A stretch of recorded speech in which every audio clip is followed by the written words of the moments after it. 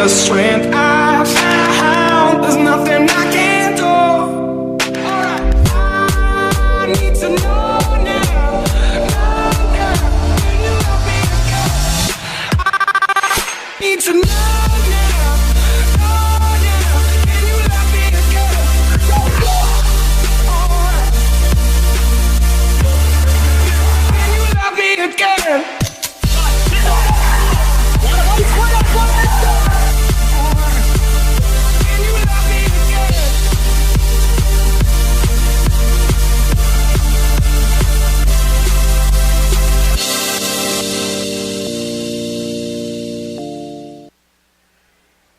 Last night, the UMass Boston Beacons began their defense of the New England Hockey Conference. 5 second-period goals and a hat trick by Colin Larkin led Peter Belisle's club to a 7-1 triumph over Castleton University. This afternoon, they continue their assault on the NEHC with a home battle against the Skidmore College Thoroughbreds. That's up next, right here on the Beacons Broadcasting Network. Good afternoon, everyone, and welcome to BBN, an Alumni Day here from Edward T. Barry Ice Rink. For Matt Meisenbacher, I am John Skudris. As defending NEHC champions, the UMass Boston Beacons had to come into 2016 knowing that a big red proverbial target was painted on their back. So far, the pressure has not affected this young squad. After a slow start in last night's matchup against the Spartans, the Beacons blasted Castleton back to ancient Athens, recording 5 unanswered second-period goals en route to a 6-goal drubbing over the Spartans. In addition to Larkin's hat trick, UMass got contributions from Gabe Chukrin, Nolan Redler, Josh Haverstrom, and Zach Lindsay. Meanwhile, freshman goalie Jordan Bustard continued his meteoric start, improving to 3-0 by stopping 17 of 18 Castleton shots. For UMass, the key to victory was, once again, the performance of their special teams. As has been the case early in this campaign, penalty minutes were up, resulting in more power plays and more UMass Boston goals. The Beacons went an eye-popping 5-for-11 with the extra attacker, whilst holding Castleton to 0 goals on 5 power play opportunities. I now turn it over to one of those Beacons alums enjoying a beautiful afternoon in Beaconville, Matt Meisenbacher. And Matt, this morning you guys got to take and partake in the alumni game as part of Alumni Day, an annual celebration here on Beaconville. Why don't you tell us a little bit how that went and how much fun it was? I'll tell you, it was, first of all, it's a blast. I mean, you got guys that are coming back that have been in the program for, decades, really. And so you get to share the stories in the locker room and talk a lot about how far the program has come in the years. But I'll tell you what, John, being on the ice today, oh, man, very sore. Let's just leave it at that. Very, very sore. Not sure there's going to be a lot of movement for me for the next 3 days. Might need to be iced down. I got to see Ed Perkins and see if he can do anything for me, because I'll tell you what, just an hour and I was already sucking wind. It was tough. A little R&R for Matt Meisenbacher. Can you share a little insight on who might have been the best player out there in the alumni game today? It's funny. It's mostly the guys that are the men's league heroes. Yeah.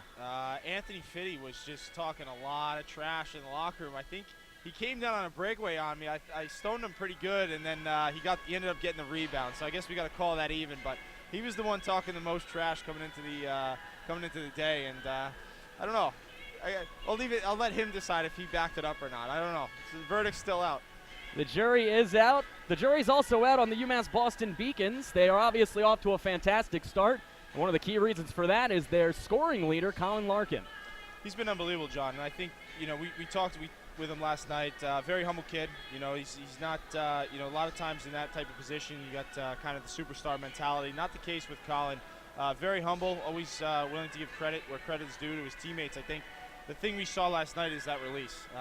He picked apart the blocker side of Mulder, and we saw that release has gone from, I remember when he first came into the program, his shots, it was a little bit wild. He's really honed in on that and been able to been accurate with his shot, and it's obviously paying dividends. Here he is, we're 3 games in, and he's already got 4 goals and 1 assist with 5 points to start the year. So you can tell that that's their main goal scorer, and you're going to find Albee Daley finding him all day with that top line. Speaking of Albee Daley, and a nice transition, Matt, as you had a chance to talk to the Beacons captain after the game yesterday along with Colin, and he shared his insight on how the veterans have been gelling pretty well with the freshmen.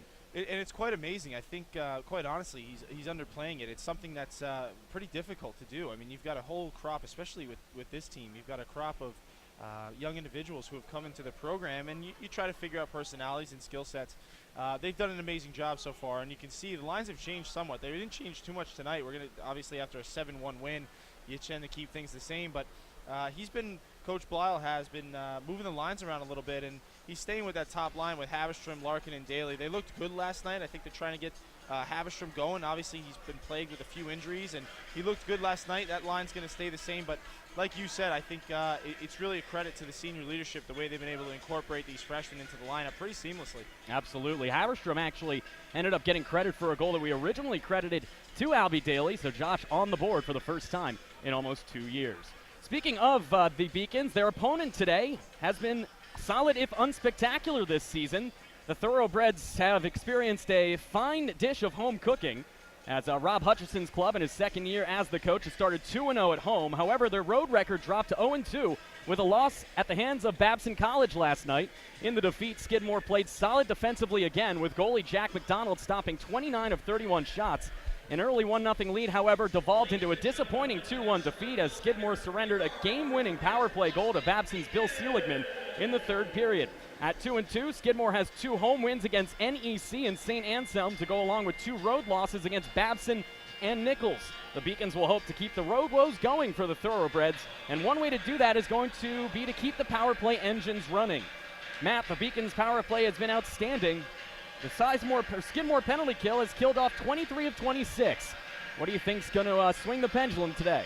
These teams always play each other close. You look at the all-time record, and Skidmore has a slight advantage at 13 wins, 11 Beacons with 11 wins. So slight advantage to Skidmore, but you look at last season, and I remember this team that, like I said, always plays UMass Boston close. You look at the way that they played last year, Skidmore came really close, fell just short in game 1, ended up losing that game close late in the third period, and then ended up tying the eventual Frozen 4 team, UMass Boston, with a 3-3 tie. So always play them close. It's tough when you play at Skidmore. Obviously tonight's at the Edward T. Barry Arena, home of UMass Boston, and I think the advantage tonight is really going to come down to the speed. I saw great speed from UMass Boston last night. They were able to transition the puck from defense to offense quickly. Look for that to continue tonight. You take a look at the all-time series. Skidmore does lead 13-11 with 4 ties, but the Beacons are unbeaten in their last 9. The last Skidmore win came over 4 years ago, almost 5 years ago now. 3-2 win back in February of 2012. Their last meeting was a tie, 3-3,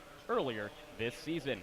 We take a look at the team statistics for both of these NEHC clubs. For the Beacons, of course, their offense and their defense outstanding through 3 games, scoring 6 goals per game. That's an unsustainable pace, but it's impressive to see early on. Especially 3 games in. With the amount that they've scored and the amount that they've given up, quite a substantial amount. But you see, this Skidmore team statistically is not too far behind. I mean, much more realistic goals per game. That's where they need to be. You look at the penalty kill at 88, UMass at 92, and then the power play percentage, obviously a little bit larger discrepancy. But this is a Skidmore team that really was, again, highly touted coming into the preseason, and it'll be interesting tonight.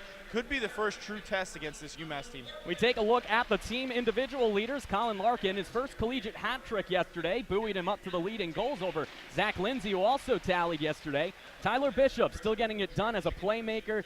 You also see Kuzin down there with a spectacular performance already as a freshman. The Beacons' offense has been good. Skidmore College's defense has also been good. We'll see what happens today. Without question, and the common theme here, John, is obviously you see the senior leadership. The top 3 names on that list are all seniors for the Beacons, and that's a good sign because obviously as these freshmen get better, we're going to start seeing some of their names crop up to the top of the leaderboard as well. We certainly will. We're going to pause for the national anthem. Let's check out highlights of last night's victory over the Castleton Spartans here on the Beacons Broadcasting Network.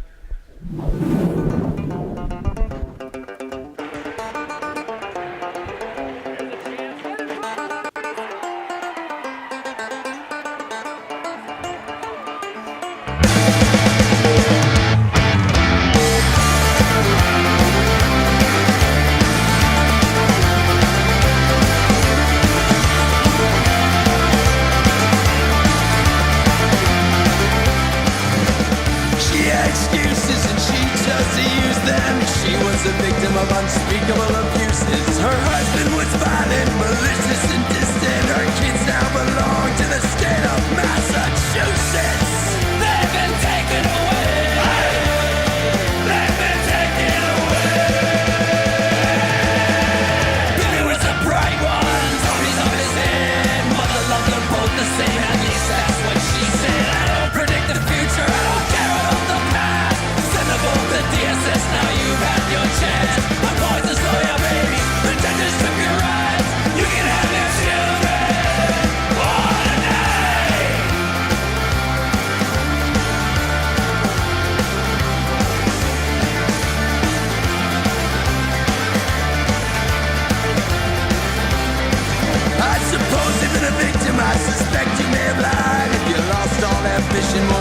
this thing you try. If you can and you fail, you won't be the only loser. These kids don't stand a chance with you in their future.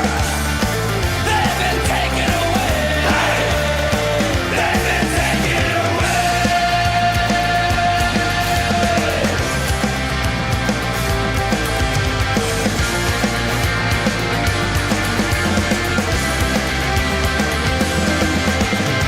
He was a bright one, Tommy's off his head. Mother loved them both the same, at least that's what she said. I don't predict the future, I don't care about the past.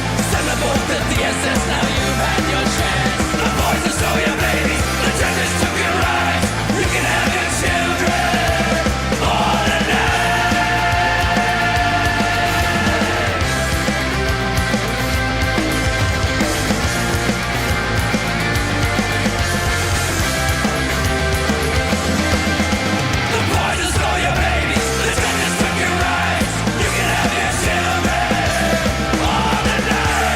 Coming off a 7-1 victory last night over the Castleton Spartans, this will be the goalie matchup for today's matchup between the Beacons and the Thoroughbreds. On one side, Matt, Jordan Bustard, undefeated in his collegiate career so far, 3-0 with a 0.67.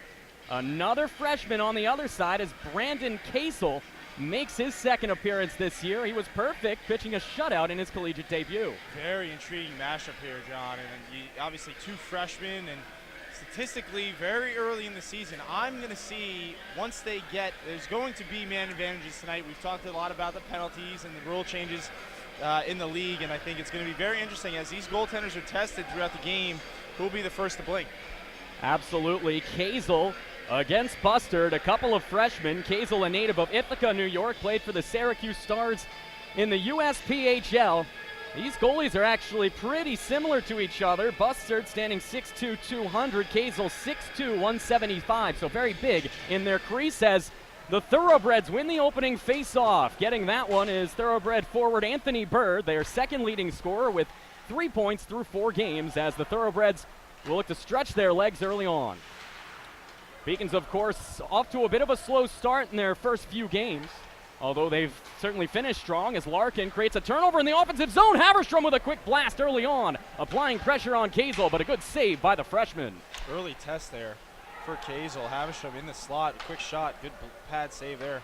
Long outlet feed and a beautiful one, connecting with number 18, Mark Sabelli, the team's leading goal scorer right in front, and a quick blast from the slot from Owen Campbell. The freshman is off the mark. That is the last guy, if you're a Beacon, last guy you want to see in the slot. That one rang off the post. Campbell, a native of Foxborough, Massachusetts. As the Beacons get possession, Drew Gannon siphons it behind the net around the corner, and taking control is Sifferlin, and eventually it's tucked back in by number 3, John Bono, who must have cut his hair last night because all of a sudden he looks very pristine back there on the blue line, Matt. You know, I commented last night, I said he had the best bucket in the league, and I guess didn't take heed to what I said, chopped it all off overnight. Whatever works for John Bono as the Beacons get control at the red line. Bono siphons it forward off the stick of Kuzin. Ryan Kuzin, a freshman and highly heralded recruit for Peter Belisle, 4 points in his first 3 games, as here are the Thoroughbreds early on, much like Castleton last night, controlling the pace of play. Near side for Kuzin, and Ryan will maintain possession for a moment before it's siphoned back in by Tim Allen. No, not of home improvement fame. As this one is on the near side wall between Mason and Kuzin for the Beacons. Getting in there to help out is Drew Gannon.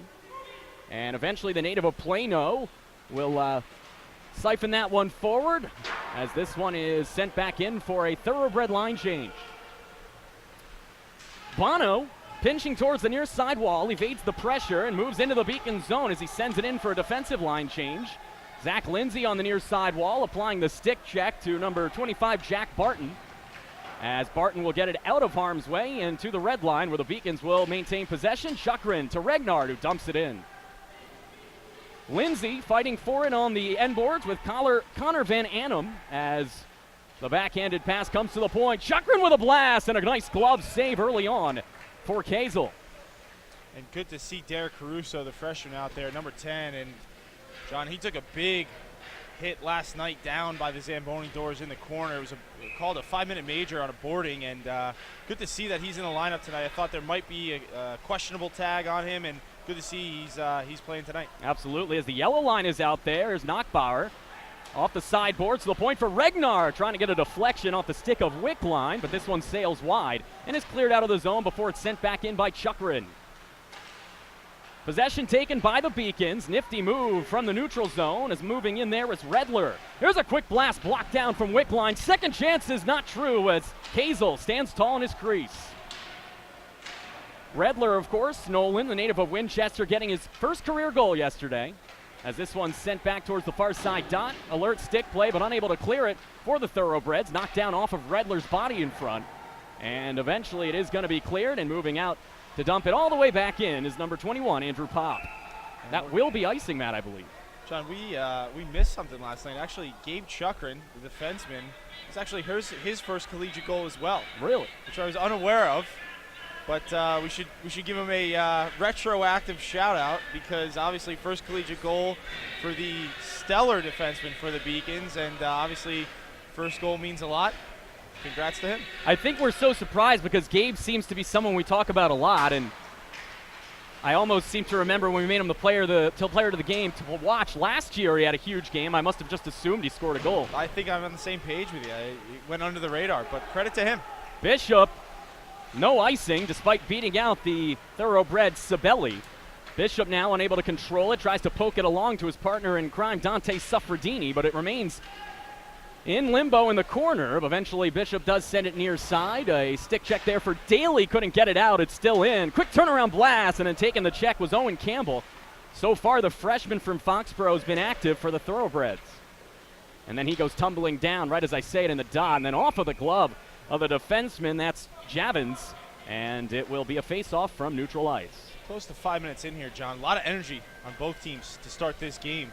Pretty brisk pace, and we've seen we kind of go down both ends. Obviously, we saw the shot off the post there on Bustard, and been a pretty up and down battle so far. We're only 5 minutes in, but enjoyed the energy so far. UMass Boston looking to continue the success of Beaconville Athletics here on a Saturday afternoon in November. The men's soccer team winning over Keene University in the first round of the NCAA tournament earlier this afternoon. It is the first NCAA tournament victory in the history of either the men's or women's soccer programs. In fact, by scoring at least a goal in that game, they became the first men's or women's soccer team in Beacon's history to even score a goal in the NCAA tournament. So congratulations to the men's soccer team on advancing to the second round. Absolutely. What a win. That down there from the Keystone State, the home state of yours truly, as well as the aforementioned Gabe Chukrin from Media, Pennsylvania. That's right. As trying to poke this one into the corner was Lindsay, who was our player to watch today. We didn't get a chance to mention that. Perhaps during the next break we'll bring that up and show you his numbers. Did get a goal yesterday, did Zach Lindsay, as this one is on the near side and coming to railroad his opposition there, and then getting a golden opportunity is Dakota Keene. A delay and a great lateral movement there by Kazel as the freshman continues to play beyond his years. Keene was in, puck was bouncing on him. Kazel with a nice save, was able to get down in time, able to make that save, no rebound, but I think play really started at the blue line with Caruso and Lindsay. They battled. And you're going to take a look at the player to watch here, Zach Lindsay, speaking of which, the senior tends to fly under the radar. He's had a few injuries in his career, but playing very well to start the season here, and look for him on that line with the two freshmen to really lead the way. He had a career-high 17 points last year, as this one's in the corner. Nice play by Mason to get it away, and then deciding to leap over the puck instead of playing it there was the freshman Redler, and that kept the play in the zone. Fighting for it there is Knockbauer, the native of Washington, goes down, no call. There's a quick blast blocked down in front, that coming from the stick of the defenseman Corey Morgan. Redler now gets it and is able to get it out of the zone, an outlet feed moving forward. Bono takes a bouncing shot. Tricky one there for Kazel, and he decides to just cover it up. You know, I kind of like that play. He didn't have much. Bono was on the rush there. He could have easily dumped it into the corner and got it changed, but I think anytime you can get a chance on goal there and you force the goaltender to make a save, in this case, make a save and hold the puck, and now you got an offensive faceoff. Nice little play there by Bono. Exactly, and with your top line back out there, but Daley could not get the faceoff over to Haverstrom as it's cleared all the way down. Bishop unable to settle it down out of midair as Sabelli, the team's leading goal scorer, gets a chance to center it in front, but it's intercepted by Larkin in front. Great save, rebound, another incredible save by the freshman Jordan Bustard. Oh my goodness! The freshman denying not once, not twice, but 3 times the top line for these thoroughbreds. John, we talked about his poise in the net and his confidence, and that's an example of what we've seen from the freshman. That was virtually a 2-on-0. He had no help, and walks out with at least 2, maybe 3 saves there to keep it scoreless. That type of poise is really unheard of from a freshman, and now Gano's coming in. Haverstrom with a great shot as he took it high, but right into the chest of the netminder Kazel. So far, the netminders living up to their reputations. My mistake, it was Haverstrom. You saw there a great pass there coming off the defensive side there. That was Regnart who hit Haverstrom right on the tape. And a little bit of action here. Bustard with at least 2, maybe 3 saves, and then the breakaway save by Kazel. We will see that Jordan Bustard play on the highlights between periods, so if you want to see it again, stay tuned to the intermission report here on the Beacons Broadcasting Network as Matt Wolf with possession siphons it right into the Beacons bench. That's a break for UMass Boston, a face-off at center ice. My recommendation for the Beacons right now is take a breath. It's a little bit too high right now. The energy's good. They came out of the gate high tempo, but it looks like the Thoroughbreds are trying to counter that. Maybe force them into some passes and some plays that they wouldn't normally make otherwise. And I think always good to have high tempo, but when you start playing outside your game is when you start to make mistakes. Chakrin went D-to-D for Regnart, and then clearing it all the way in there was Tyler Sifferlin. He's out there with Gannon and Kuzin, as Gannon, the sophomore, centering a couple of freshmen. I talked to Peter Belisle after the game as there's a turnover, but an offsides is getting called there was Tim Allen. I talked to Coach Belisle after the game, and I mentioned he's the number 2 ranked team in the country, and what does he think about that? And in typical Coach Belisle fashion, he kind of poo-pooed it, saying, listen, that's all about last year. It's all on reputation. I don't think many people across the country know how many freshmen we have, and it's not about performance projected going forward. It's about past performance in those rankings, and there's still a lot of things his team has to improve. This early in the season, John, I would agree with him. It is definitely based on last year's team, but that is the reputation, and these players want to hold that. They want to hold that 2 seed and maintain that, and maybe get a little bit higher even. It's the characteristics of a good coach is sending this one out in front for an opportunity from Sifferlin was Kuzin, but he couldn't get the stick away. As coming all the way down into the corner is Adam Moody, but he gets railroaded into the board by Bono. Bad turnover, cross ice, quick shot, just wide of the net coming from Connor Van Annum. Bono knows better there. Cross ice pass, aerial, easily intercepted, and might have a word with the defensive coach Walsh there just to say, hey, if you're going to make that pass, you got to make sure that gets through. You can't have that one intercepted. Near side, Lindsay almost intercepted it, then does, and a great job by Zach, our player to watch, to keep it in.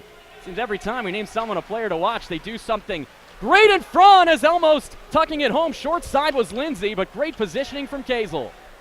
Beacons applying the pressure now here as we hit the 12-minute mark of the first period. Along with Matt Meisenbacher, I am John Skudras. You are watching the Beacons Broadcasting Network as the number 2 ranked team in hockey moves back into their own zone after a turnover. Andrew Pop will just backhand it in. Good defensive play by who else? Tyler Bishop to cut off the angle and prevent any breakaway. And then a turnover behind the net from his defensive line mate, Suffredini. That almost popped into the netting, and I think they're going to say a high stick it was played with. And that'll result in a face-off in the Beacon zone.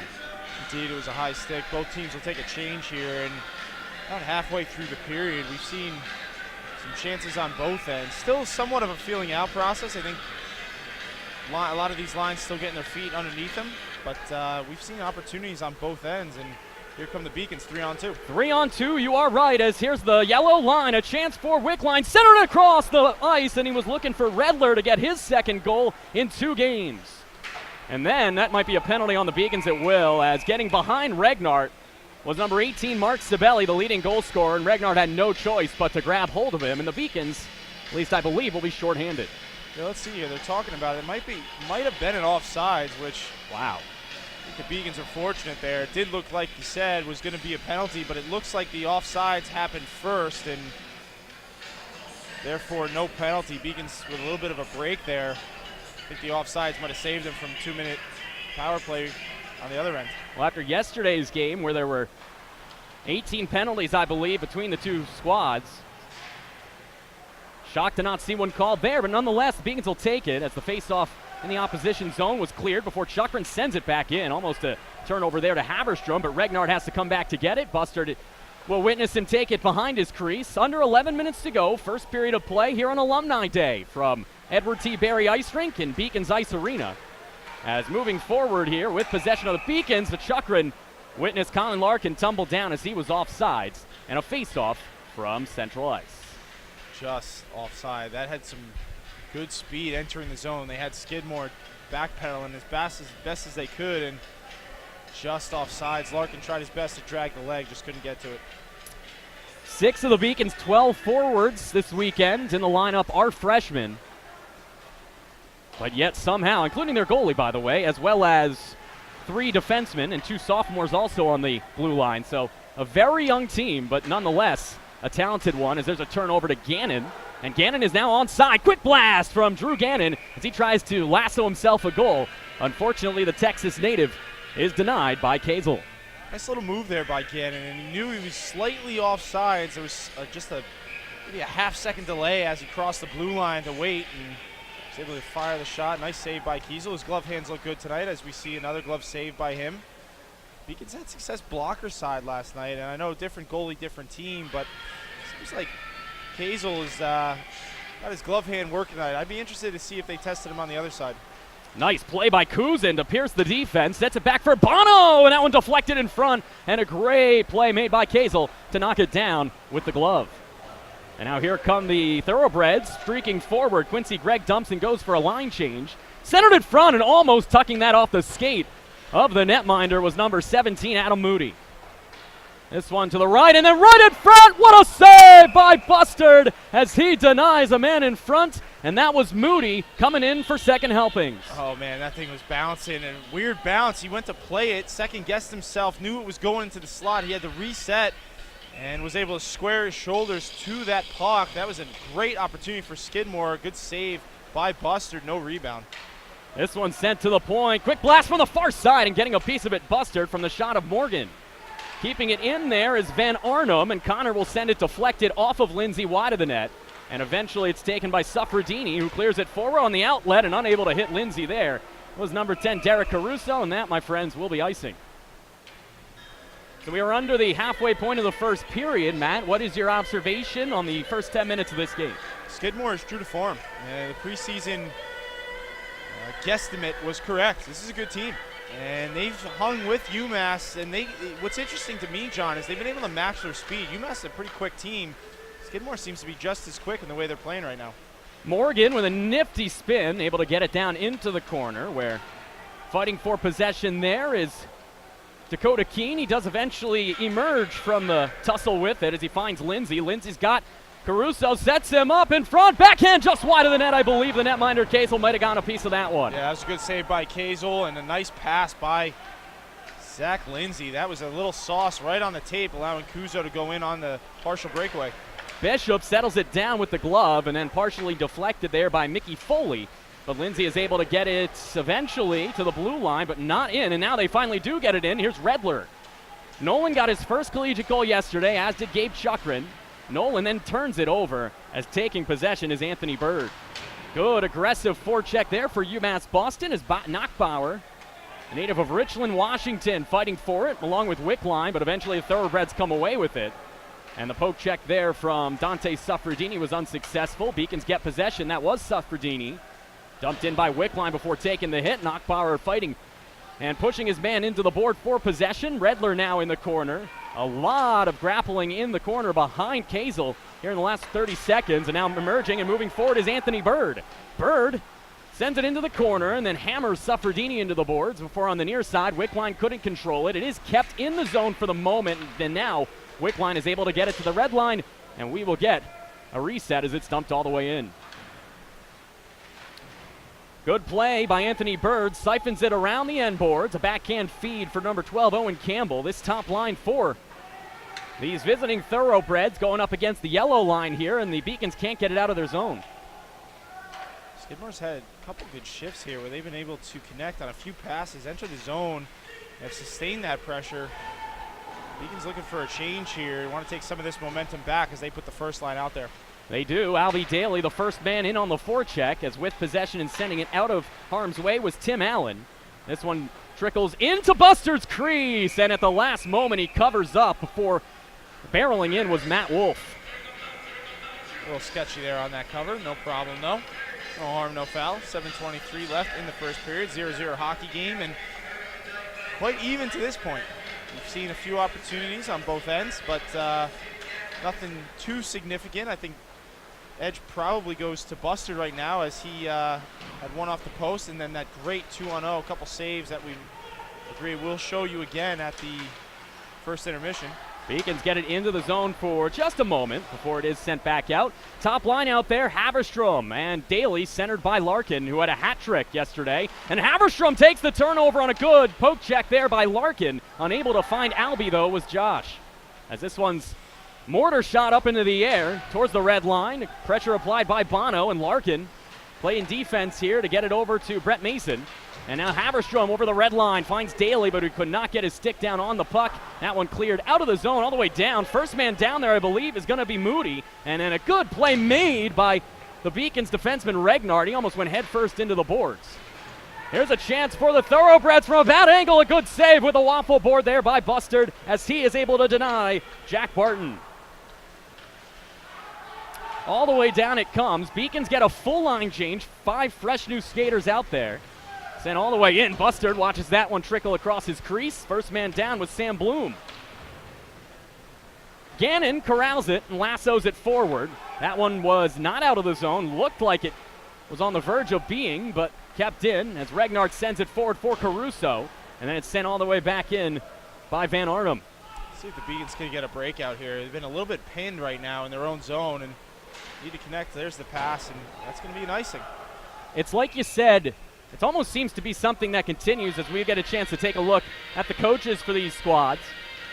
Early on in games for the Beacons, their passing just not as crisp. They almost seem to try to force things. It happens early on in the year, John, and it's just a matter of these players have only played with each other for maybe a little over a month. So the passing is usually the first thing that's recognized as an area of improvement. But Skidmore's done a nice job. They've been able to get pucks deep, and the way they're playing right now, they've kept UMass pinned kind of in their own zone. They're giving them just enough real estate, though, for UMass to make plays. They just aren't able to connect on the passing. Peter Belisle in his 11th season at the helm of the Beacons, getting them to their first ever NCAA tournament appearance. In fact, a Frozen Four appearance a year ago, and a grueling 8-7 overtime defeat in that matchup. Meanwhile, Rob Hutchison, the head coach for the visiting Thoroughbreds in his second year, and he already has this program pointed in the right direction. From center ice, Gannon backhands it, tried to get it deep, but it's knocked down by the arm there of Sam Lazeau. And now from the near side, it is turned over at the red line. Tyler Bishop, look at the playmaking of Bishop, finds Lindsay, and a high riser is just wide. Tyler Bishop, an All-American a year ago, showing why right there. Gets it from the point, takes a blast. Lindsay tried to cut across the crease for a deflection, but just was unable to make contact, and then on a chance from the bad angle by Caruso, it is grabbed by Kazel. The Keene line has been the best line thus far. You got Keene and Lindsay and Caruso on the wings, and you saw there, that seam pass seems to be working for the Beacons. Second time I've seen the defense be able to connect with the forwards on that. What happens is as you approach the blue line, you hit them with a quick seam pass right in the slot, send the center in or wing, depending on who's in the area, in on a either one-on-one or on a breakaway. It's the second time we've seen that, and another nice save by Kiesel. He's looked good thus far in the game. Yesterday, the Beacons won 7-1, but in the first period, they only scored one. They led 1-0 on a Colin Larkin power play goal after one period. Beacons then stormed out in the second. Meanwhile, here come the Thoroughbreds, but a good poke check made there by, I believe it was Caruso, and then Bono unable to maintain possession at center ice, but Lindsay does. Takes it away from two men and then hands it right back over to Corey Morgan, the top defenseman and sophomore from Ridgewood, New Jersey. With possession, here's Sabelli, tries to go cross ice, looking for Owen Campbell from Foxborough, and then Campbell's spin around, but from a bad angle is denied by Bustard. Bad turnover, turnaround shot, blocked down in front. I believe that was friendly fire, as nailing Sabelli with that one was Dennis Meyer. Number 5, Dennis Meyer, he's making his debut this season, a sophomore from Regensburg, Germany. One of the few Germans that we see so far this year. As interesting in that regard, John. We saw someone from the Yukon territory last night, now someone from Germany. It seems like the game is truly going global. Absolutely, and Castleton has a lot of international participants. They had a player from Sweden, a couple of Swiss players, obviously the natives of Ontario, and as you mentioned, Trevor Hanna out of the Yukon territory, the fourth-line center for Castleton yesterday. He was very good defensively as this one is blocked down in front. Second chance just wide as that one had eyes from Tim Allen from the near side dot. Beacons are being outplayed, and the edge is definitely going to Skidmore right now. Bustard has had to come up with a few stops, and a few of these have really tested him.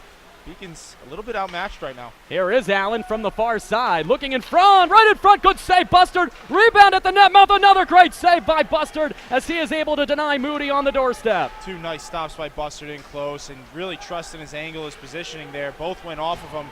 Those rebounds were bouncing. Great hit laid there by Regnart, the native of Anchorage. Daley centering for Larkin, who couldn't settle it down with his backhand.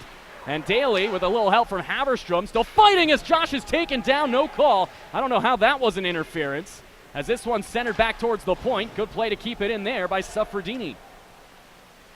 That one's centered in front, a turnover, as motoring out of the zone is Sam Loizo. And he'll dump it all the way in on Bustard, who closes the legs to make the save. 2:15 left, first period of play. This will be icing on UMass Boston. John, refreshing to see some actual flow to the hockey game as opposed to what we saw last night. It was chopped up for reasons we discussed, and it's nice to see, letting the players play, and that's why, fans and people who actually participate in the game, this is what they want to see. They want to see some flow to it, the ebbs and flows, and not necessarily a whistle. It's good to see that the refs have really been able to let these guys go at it today. You just saw Rob Hutchison in his second year as the head coach here at Skidmore. An alumnus of Skidmore, 2007 graduate down in Saratoga Springs, New York. As this one is tipped all the way in there by Mickey Foley. And Suffredini will motor his way out, tried to find Caruso, but a little lazy on the outlet fee, and it's kept back in. Here's Foley. From the near side dot, just siphoned through as Bustard was unable to knock that down, wide far side. And you said it, they've let them play, no penalties at all here through the first 18 and a half minutes, and that is, after seeing what we saw in our first two home broadcasts, a bit of a surprise. I hope it continues. It's good to see, and credit to the players for not, putting themselves in a position where the ref has to make a call, but Suffredini's looked good. He's on the first defensive pairing, obviously the freshman, able to make some plays there, but that first pass on the breakout has to connect, and I've seen a couple times, not just him, but defensemen alike, haven't been able to connect with their forwards there, creating turnovers and allowing Skidmore to enter the zone, sometimes with a little bit of an odd man rush. Campbell had a good chance from point-blank range, but it sailed wide. Opportunity to keep in for Meyer. And they do, as unable to settle it down there was Bono. From a bad angle, no one was home, as trying to center it there was Bird. And now keeping this one in is their leading scorer, Sabelli, at least for the moment, but it is cleared by Keene. Dakota Keene, and now first penalty, yep. It's going to be interference. Caruso was trying to make a play there. After he dished the puck, he was hit, and Skidmore is going to go. They're going to sit for two. Let's see who actually, I missed the number. It looks like it was 26 there. Chris Javins. Chris Javins is going to sit indeed, and interference call. So with just under a minute left in the first period, Beacons with the first power play of the game, and could take a big step here if they're able to score, as Skidmore has quite decisively outplayed them so far in the game. 50 seconds left in first period play, as whipping on that one was Kuzin. He trickled it along the net mouth. Beacons have Daley behind the net. He takes the hit. Kuzin with possession, sets it up for Bishop. Bishop thought about going to Larkin. He instead goes intentionally off the end boards. And can Tyler keep it in? He can. Backhands it all the way back in as Daley chases. Haverstrom also out there. So Daley, Kuzin, Haverstrom, Bishop, and Larkin. 5-on-4 here for the next 25 seconds before the end of the period. And then we'll have about a minute of 5-on-4 time in the second. And a good pocket pick from Haverstrom, lifting the stick. And Larkin with a nifty play at the blue line to keep it in. Beacons have numbers here as Kuzin settles it down to the point. Bishop winds up, fakes it, and now we're going to go evened up. And a crease violation. It'll come outside the zone. Oh, the Beacons will have 8 seconds, so that's a big penalty. They didn't even get a shot on goal there on that skirmish. Beacons, a little bit surprising. Really, they have the man advantage here. They're running around in the zone. They're on the power play. I know Skidmore goes aggressive, but you got to remember, you got the advantage here. You said it. Here's Rednart. See them running around a little bit here, John. With 2 seconds left, bad angle shot deflected wide, and that'll do it for the first period of play. And like you said, they had the chance there in the final minute on the power play, Matt, and things looked a little bit sloppy, but like we saw yesterday, and I believe last week as well against Dartmouth, the intermission can be a chance for Coach Bilal to really tune things up and get the team going, and we saw them score 6 second-period goals yesterday. He's going to have to do much of the same today. I'd be curious to see if he makes any adjustments. Quite honestly, I do believe Skidmore outplayed him that period. I think the freshman Jordan Bustard had to come up with more big saves than you would want in the first period. And you have a Skidmore team that's here to play. You mentioned that they are not too far from the top of this division. They played Babson last night, extremely close game. And you see where they stand today, obviously 0-0 after the first period, so not too big of an advantage, but I would definitely give the edge to them as they really came into this game and forced the goaltender Jordan Bustard to be on his game early. That was gut check time for them, and he came away with some big saves, which we'll get to in the intermission. Well, there were no goals, but there were, as you said, some big saves, and let's take a look at the highlights that included those fantastic saves, beginning with Jordan Bustard. Yeah, I mean, he looked great, and that's part of goaltending is really making sure that you're ready to start this game. You're going to see here, that's a 2-1-0 on the doorstep, and really just holds his composure, was able to corral that puck, and makes 2 great saves. And coming down the other end, you see here, and Haverstrom with that point-blank breakaway. Exactly, Haverstrom on net. Good to see him getting some action, and Kazel with a big stop there. He looked good as well. The glove hand is definitely on for him today. There's another save by Bustard, and we'll show you one more here. This one out from behind the net in front, and a rebound which eventually did not get to the net. But goaltender's here to play, and good to see. I was going to say, hardest part of goaltending is sometimes making sure that you're ready to go in the first period. The warm-ups are one thing, but once the action starts, it's a whole other ball game, and both goaltenders were up for the task. Absolutely. Both goalies so far so good, as the Beacons have fired 15 shots in on Kazel. They've not yet beaten the freshman from Ithaca. Meanwhile, Jordan Bustard, the native of Flanders, New Jersey, he has been brilliant too. 10 saves on 10 shots. We're going to go to a commercial break. After 20 minutes of play, UMass Boston and Skidmore College tied at 0 right here on the Beacons Broadcasting Network. UMass Boston is my first choice because of the incredible theater department. Because it has an excellent honors college. Because here I get to interact with professors one-on-one. Because I'm not going to be crazy in debt when I graduate. Because at UMass Boston, I've met professors who have changed my life. My first choice. My first choice. My first choice. My first choice. Make the University of Massachusetts Boston your first choice. Visit umb.edu/first choice. Paris changed my life, and I got there through UMass. Those very specific seminal moments in Paris, the subway. A man in a tuxedo walked in, and a woman in a long gown, and it was stunning. It all hit me. It was like a lightning bolt. There was this world of beauty and style that I wanted to be a part of. That was the beginning of the journey, and that all came through the University of Massachusetts, and that was really a key moment for me. That's one of those moments you never forget. The University of Massachusetts Boston. It's just minutes from downtown, and the Princeton Review calls it one of the best values in the country. A nationally recognized institution of academic excellence and research, UMass Boston offers more than 150 undergraduate and graduate programs, 16 Division III sports, and more than 100 student organizations. To learn more about the opportunities waiting for you at UMass Boston, visit in person or online. UMass Boston, a research university with a teaching soul. Celebrate the soggy shoes and the slow starts. Celebrate the lessons learned along the way.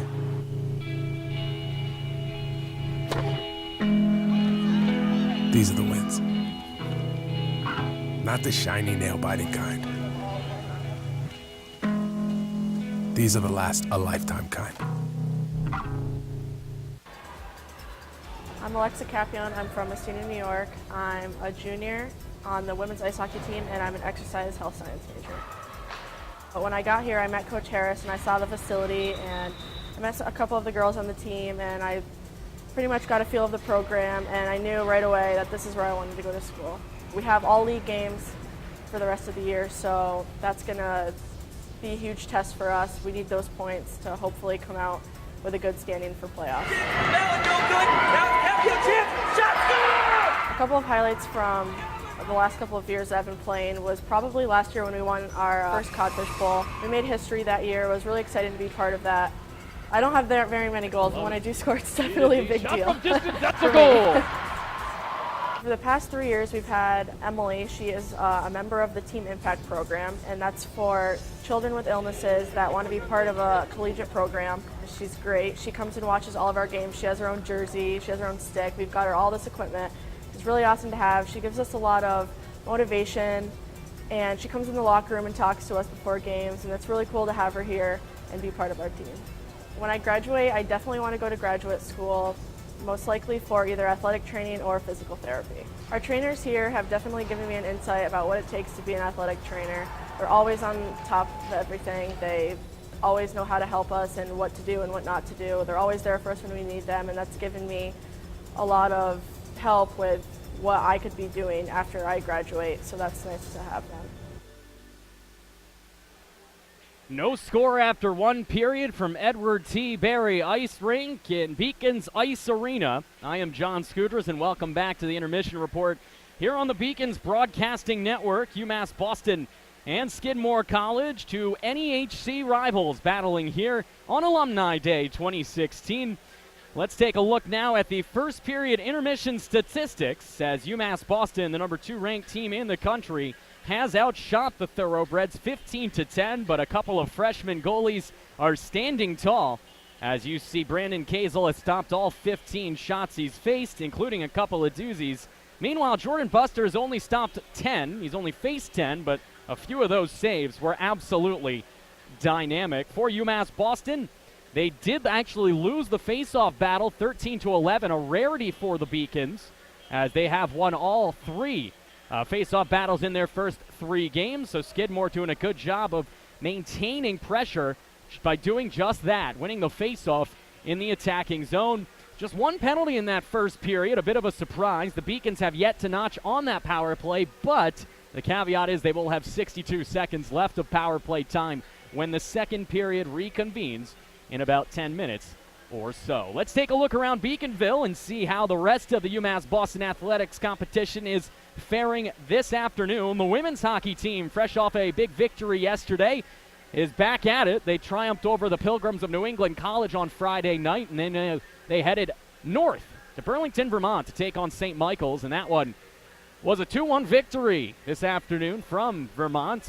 Beacons getting the win 2-1. We'll have more on that in the second intermission. Meanwhile, the volleyball team leading Tufts 18-9 in the NCAA Regional. They won their first round matchup already yesterday, and now up by 9 in the first set over a local rival, Tufts University, as the Jumbos are trailing. And the men's soccer team, as we mentioned earlier today, a 3-0 victory in the first round of the NCAA tournament against Keene University of New Jersey. That was the men's soccer program's first ever NCAA tournament goals and their first ever NCAA tournament win as they continue to soar in 2016-17. We look at the NEHC scoreboard as the Beacons men's team's rivals are competing. A big matchup from Babson College. The Spartans of Castleton lost yesterday to the Beacons right here on the Beacons Broadcasting Network. They then had to travel across the city to Babson, and it didn't get any easier against the Babson College Beavers, but so far after 20 minutes, the Spartans up in front 1-0 against Babson. The Cadets of Norwich leading New England College 2-0 at the end of one. No surprise there. Norwich in first place in the NEHC at 3-0. And St. Michael's College is evened up with the Hawks of St. Anselm. No score after 20 minutes of play from St. Anselm College. As we look ahead at what lies ahead here for UMass Boston, the men's squad will be back at it for a couple of home matchups next weekend against Daniel Webster and Southern Maine. I myself will be on vacation, but you will be able to check out Matt Meisenbacher with the call on that on the 18th and 19th against Daniel Webster at 7 and Southern Maine at 4 right here on the Beacons Broadcasting Network. The Beacons will then hit the road for the first time since their opening victory against Curry College on November 25th, just a couple days after Thanksgiving at Utica College at 7 p.m. We're going to go to a quick commercial break. When we come back, we will wrap things up here on the Intermission Report and get you set for the second period of play. It's UMass Boston 0, Skidmore College 0, right here on the Beacons Broadcasting Network. I'm Elizabeth Clavin, sophomore business management major from Edina, Minnesota. I love being a part of this volleyball team. Volleyball is what brought me to UMass Boston. I looked at our recruiting website one last time and saw UMass Boston on it, came out for a visit the next week, and it kind of hit all the boxes that I was looking for. In a good city, good academic school, good volleyball program, it had everything I wanted. Although it was far away from home, I knew this is where I wanted to be. Winning 6 back-to-back LEC titles is really a dynasty, I think, and Terry has really focused hard on recruiting and building this dynasty and continuing to build a program that can continue to win championships, and it's really lucky to be a part of something this great.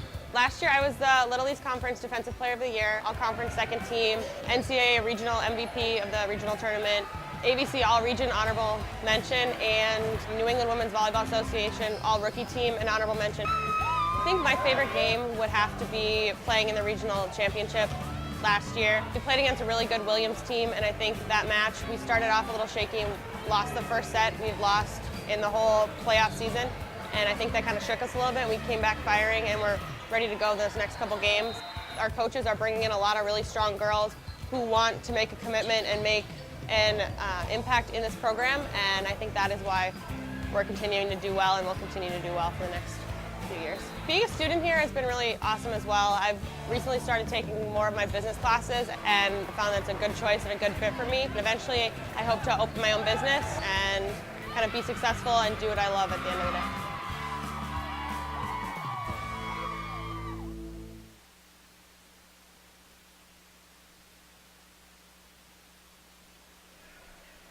John Scooters back in the broadcasting booth. We're getting set for the second period of play here on the Beacons Broadcasting Network.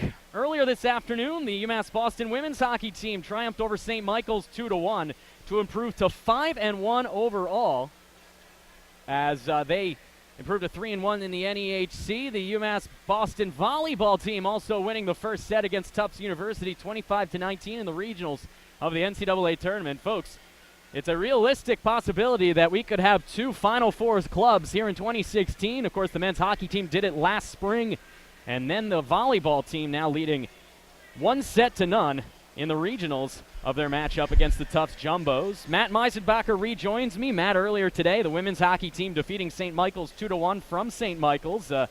They outshot St. Michael's College 14-3 in the first and 21-4 in the third, en route to a 45-16 shooting advantage. For UMass Boston, it was, who else? Kristen Embry getting her first goal of the season, and then Edie Moritz also tallying. So 2 players getting their first goals for the Beacons women's team. They sweep the weekend. So the men's team looking to do the same. The women off to a good start this year as well. We saw them yesterday. Ranked and doing a fantastic job when it comes to, we talk all the time about the expectations that have been set from last year. You look at the banner in both teams. Tournament participants last year in the NCAA tournament. So the expectation's been set, and women have done a great job of meeting and exceeding those expectations here to duplicate what they did last season. Absolutely, and the women are now 5-1, 3-1 in the NEHC.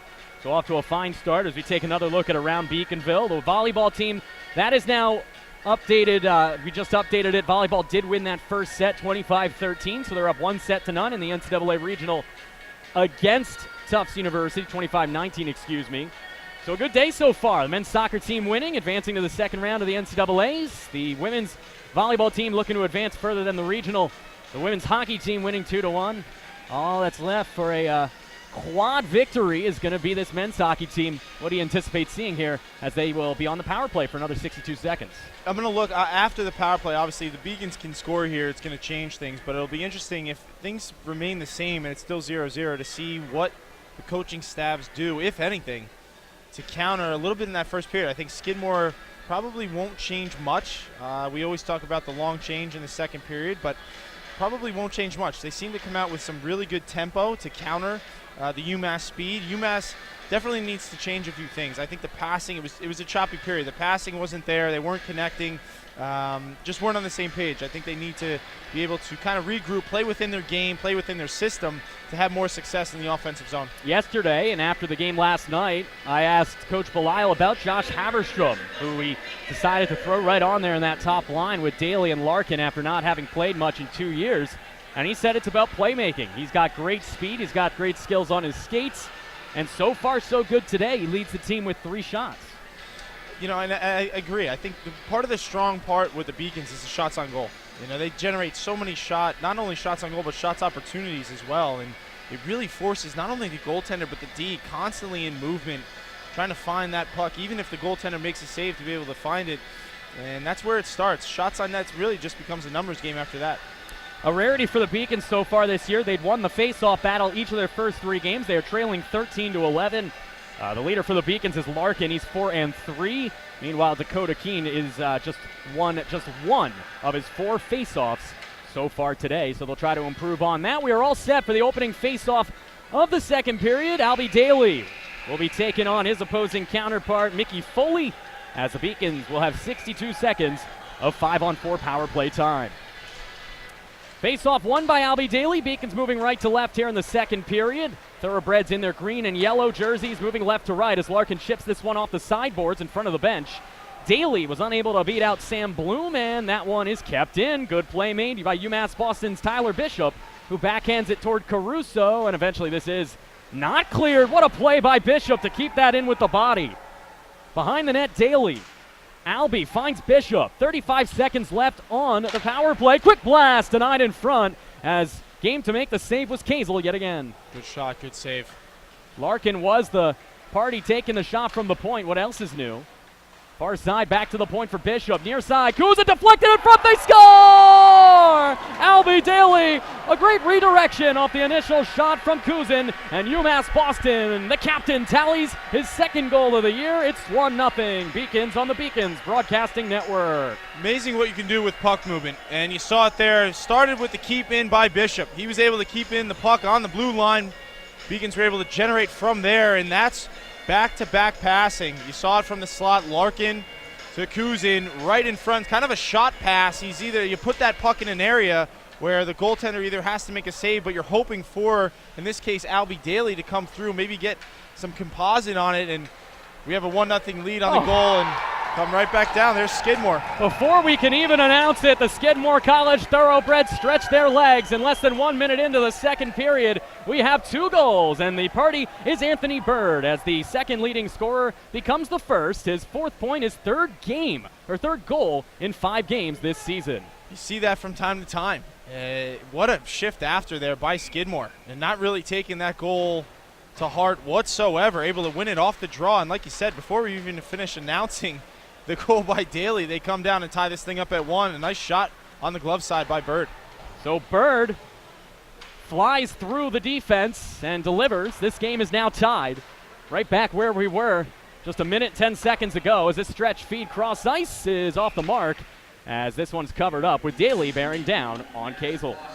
I was saying before the Bird goal, Kuzin did a nice job of putting that puck in an area where you either force the goaltender to make a save if it gets through, or you allow your center to get something on it and try to tip and redirect it. And that was the Beacons goal. And then as we were announcing that, Skidmore wins the draw, comes down off the wing. Bird with a heavy shot, glove side, to beat Bustard for a 1-1 game. Here come the Thoroughbreds, and then a good defensive play made by Sifferlin to pick the pocket of the streaking forward. That was Meyer. Behind the net, it trickles right in towards the back of that net before it's knocked down and trickles towards center ice. Breakaway the other way here for Bernardi. Shoots it. A great save with the waffle board by the netminder. That was Bustard. Big save. Beacon's got to be conscientious of leaking too far forward in the zone before the puck's actually deep into the zone. That's a recipe for disaster. There's a great spinorama chance sent wide on the shot by Matt Wolf. That was Matt Pernot, who's making his season debut, an old Westbury, New York native, with the breakaway opportunity. As taking possession now is Kuzin. Ryan did get the primary assist on the goal as he's looking for one of his own, but that one deflected wide off the skate of Chris Javits. In the corner, Sifferlin playing keep away here from Dennis Meyer. Right in front for Gannon, but he didn't get anything on that. Didn't have great stick positioning, and it was partially deflected as well by Bernot. Tough zone for Gannon. He was pretty well covered and would have taken extreme effort to get that puck on net. We're just 2.5 minutes into this second period, and we've already seen 2 more goals than we saw in the 20 minutes of the first. The Beacons tallied less than a minute in on a beautiful goal by Albee Daley on the redirection off a Ryan Kuzin shot, but what do you say, about 10 seconds later or so, it was evened up by Anthony Bird as there's a bad angle shot, and holding his positioning well was the netminder Bustard, and taking exception to the late swat was Suffredini as he takes out his aggression on one of the forwards for the Thoroughbreds. Yeah, I think 17, Adam Moody got another shot in there after the whistle, no problem. Moody got Moody. Yeah, you can say so. But yeah, no, I think good counter, again, by Skidmore. You give up that goal, and immediately after, you're able to bury one. It really, this is how these teams play, John. You know, these games are close. I mentioned it in the pregame that usually when UMass and Skidmore play, it's a tight affair. Ooh, big shot from the point there from Van Arnhem, but just wide on the near side of the net mouth. Jockeying for position as the Thoroughbreds send this one out of their own zone. Bad outlet for Morgan as this one is back in behind the net for Regnart. John sends it near side for Caruso, and the Port Washington, New York native tried to clear but unsuccessful. Keene out there along with Caruso and Lindsay this afternoon. This forward line as it's trickled into center ice for Keene. Wheels and deals it all the way back towards Van Arnhem. From center ice, Regnart knocks it down. Beacon's on side, 3-on-3. Regnart pulls back and fires a high riser, and then a collision with the netminder, and I think they're going to make that call. Interference in the crease.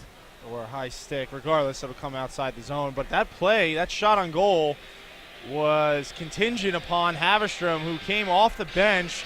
And again, with that second period, the bench is right on the blue line. He changed, was offsides, was able to recognize it come onside, which allowed Regnart for that heavy shot. And a nice save there by Kazel. Right off the shoulder, the puck went right up in the air, was hit with a high stick for the faceoff. Regnart sees a man right in front, and a quick high-rising blast there from the stick of Josh Haverstrom. He has been very active today. There's a chance in front, deflected by Daley, off the point blast by Bishop. Beacons with his top line out there have been very, very good today. As this one's knocked down, Haverstrom continues to play well offensively, but he does turn that one over as it's cleared. Stick there by Suffredini, and no call on that one, as he might have tripped up a player in neutral ice.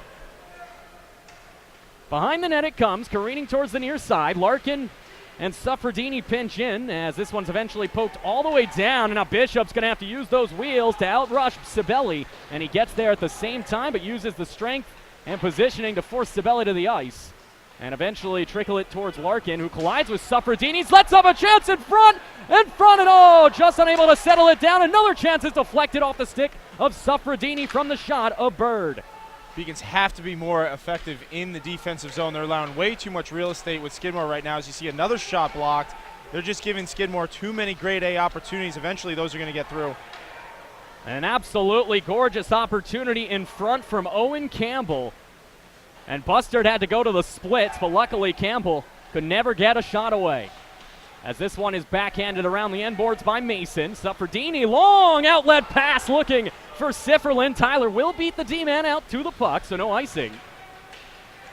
Behind the net, Kuzin spun around and then tumbling down himself is number 26, Chris Javins. And UMass Boston, as you said, Matt's going to be shorthanded for the first time. 3-on-2 for the Thoroughbreds in front.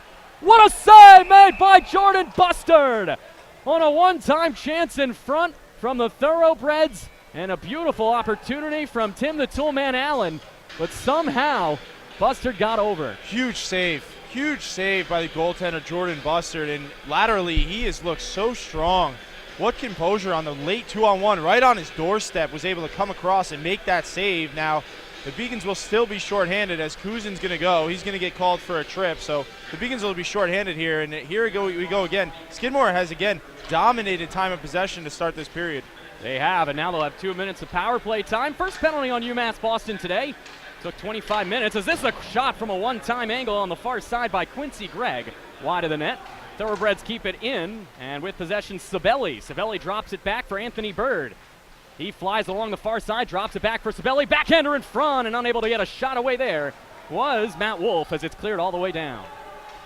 Skidmore is going to try to keep it close to around the net and then feed that front for a quick one-time, one-touch type shot. Matt Wolf and Sibeli out there with Anthony Bird from the point here, faking the shot. Going D to D was Van Arnhem. And then the backhanded pass from Quincy Gregg as Bird goes down low again for number 18, Mark Sibeli. Cross ice feed, a one-timer blocked down in front as John Regnart takes one for the team, and now will get off the ice for a Beacons line change. Big change here as got to try to keep the PK fresh as much as possible. You mentioned Regnard on the block, and he's shaking his hand a bit. Obviously, if you're going to block a shot, you got to block it with something, and a lot of times, not the most padding. Seems to be all right.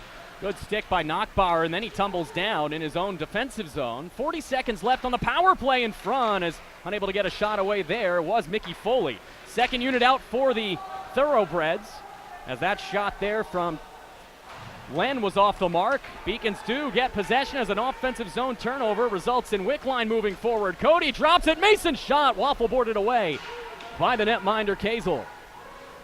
Beacons got a shorthanded goal last week against Dartmouth, as that one's dumped for the red line. With 10 seconds left, the Beacons will play keep away, and they will kill off the first power play for the Thoroughbreds. Stretch feed cross ice from Daley for Larkin, and then Colin does turn it over. Bad turnover in the opposite zone. It's going to set up a 3-on-2 perhaps the other way. Beacons are at even strength. With possession, Foley tried to center it up. It deflects up into the air.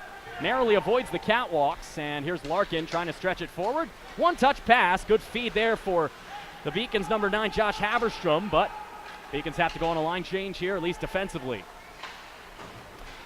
12:15 to go. Chukrin sends it in. It careens off the glass and stays in play. Quincy Gregg fighting for possession with Larkin, drops it back. Another drop back feed here from Loizo. And here is the freshman Owen Campbell. Chukrin, shot in front, deflected by Daley, and he couldn't get his stick on the second chance opportunity. That rebound leaked just far enough where Daley couldn't get otherwise. That's probably in the back of the net. Sent all the way around the boards, back around for Albee Daley, tries to spin it towards the far side. Poke check back in by Regnart, sent around the boards there by Sabelli. And Chukrin pinching in, getting a little help there from Sifferlin. Beacons trying to keep it in the attacking zone, but instead here's Sabelli with it. Moving into the offensive zone, he's got Bird streaking, almost found it, but Anthony couldn't get his stick on it, and then the second chance opportunity from the stick of Campbell was behind the net. And I'm surprised there was no shot on goal there. I thought that pass would connect, and there's a chance it went off a stick or maybe a rivet in the ice, but I thought that pass would connect and Buster was going to be tested. Well, he's certainly been tested so far today, and he's gotten straight A's through the first 29 minutes of play. 11 minutes to go here in the second period, and icing on UMass Boston. Yes, it is icing. I saw Buster not in his net. I thought maybe I missed him heading to the bench, but it is going to be icing. So almost halfway through this game, Matt, still a tie game. Both teams really have played well. And I've loved the fact that it's been consistent with the flow. We've seen kind of the highs and lows of both teams here, which is really what you want to see when you come to a hockey game. Two teams really duke it out and not be either shorthanded or with the man advantage for too much of the game. Sifferlin gives it off to Kuzin. Back now for Gannon, and a high-rising shot from Drew Gannon is gloved down by Kazel. Yeah, I'm really surprised. They continue to test Kazel on the glove side. Now, I don't know if there's tape or some sort of scouting report with this goaltender that's where they want to be, but they had success blocker side last night. Again, different goaltender, different team, but it'd be interesting to see. We'd love to see them try to get something on the blocker side and at least test them to see if he can stand up on that side rather than the glove. UMass Boston tied 1-1, 10:35 to go. This is the Beacons Broadcasting Network. Along with Matt Meisenbacher, I am John Skudras. Elsewhere in the women's volleyball regionals of the NCAA tournament, the women's squad up 1-0 on the Tufts Jumbos, 1-0. They trail 13-11 in set 2. Here's a beautiful play by Lindsay on the toe drag, getting around the D, and another great glove save by Kazel. Huge stop there by Kazel. That was a heavy shot. Lindsay, our player to watch, proving why. Just there, as that one is sent through the net mouth there by Caruso.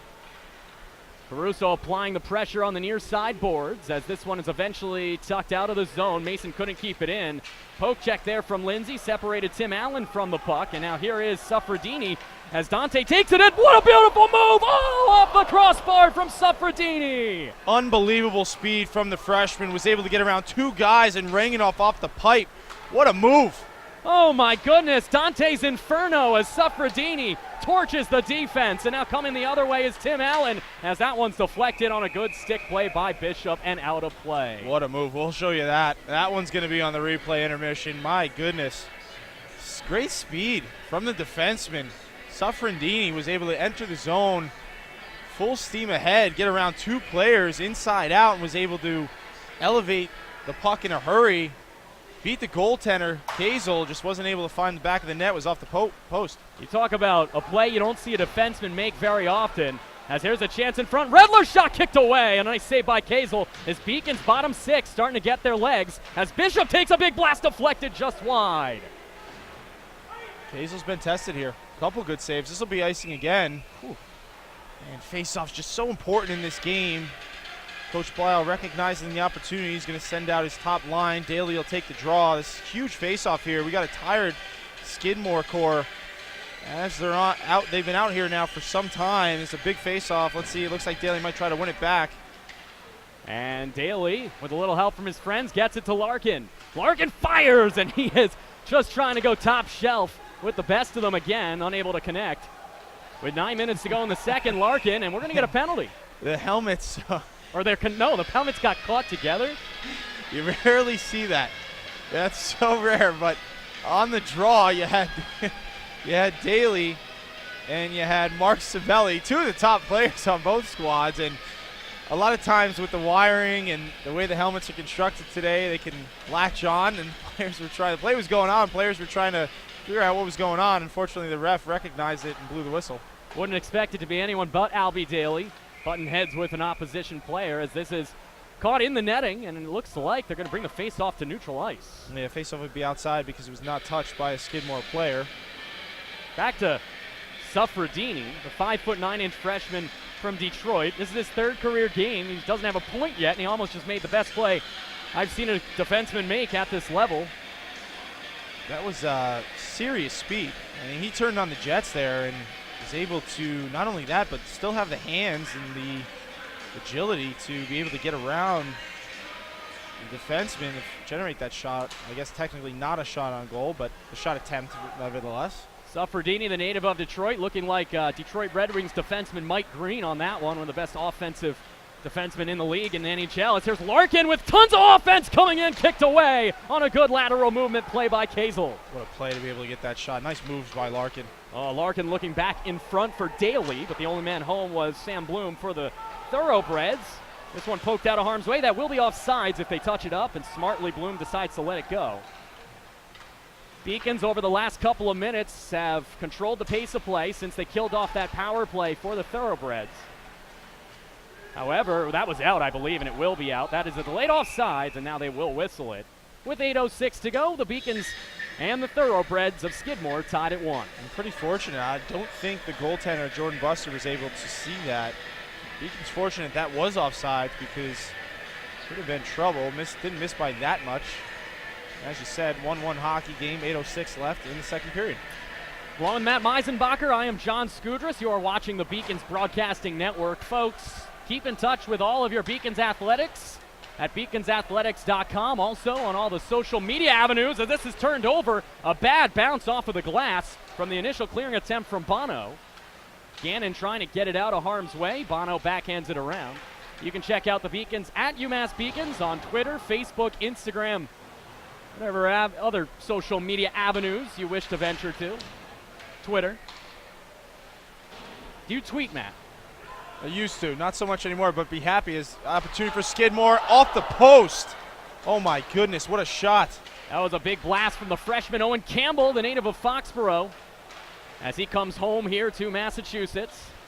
Oh, and a big collision. Bono sends Bird to the ground as his wings are clipped, and now here's Sifferlin on a breakaway, 3-on-2. Sifferlin's shot just wide, partially deflected, I believe, by Kazel. Just missed. Kazel might have got a piece of it. That puck didn't miss by much. Bird, long stretch feed for Campbell, and Sabelli also over there, as here is Bird. Anthony already has a goal, deflected off the waffle board, out of midair. Campbell takes a whack. They'll say that was played with a high stick. 6:54 to go, second period of play. Matt Meisenbacher, John Scudris here on the Beacons Broadcasting Network. If we're going to reset this game, you have to say, after one period, no score, no penalties except for the one near the end of the period. Beacons then cashed in early with a goal from Albee Daley, but just about 10 seconds later, it was Anthony Bird flying through the zone and evening it up, and that's where we stand right now. Both teams trading shots here. Both have had opportunities to score, and here you have a 1-1 game. Very interesting how this period will end, as I've seen ebbs and flows on both sides. Third line out there for the Beacons, as there's a player tripping into the zone. That was Moody. Beacons can't clear it. Deflected right into the chest of the netminder Bustard. As streaking through was the freshman John Lisher from Haymarket, Virginia, making the deflection on the Foley shot. It was Lisher and Moody actually coming out of the corner. And from that blue line, that's a tricky shot there. The wrister, you see it coming at you, but you also know you have two twigs in the air that are looking to tip that thing. A lot of times the puck can get lost as players are waving their sticks trying to tip it. Buster was able to not only make the save, but corral the rebound as well. This one into the offensive zone. Dakota Keene down there as well as Caruso, but it does careen out towards the red line. Bishop just flings it in on Kazel, who denies it with the waffle board, and then tumbling down at his own volition was a defenseman, and then he takes a big whack with the offhand on Lindsay, no call. Here's Bishop blasting it in, waffle boarded away, as Bishop continuing to just drop shots in, and he gets another chance, a high riser just high of the net as Kazel tumbled down in his crease.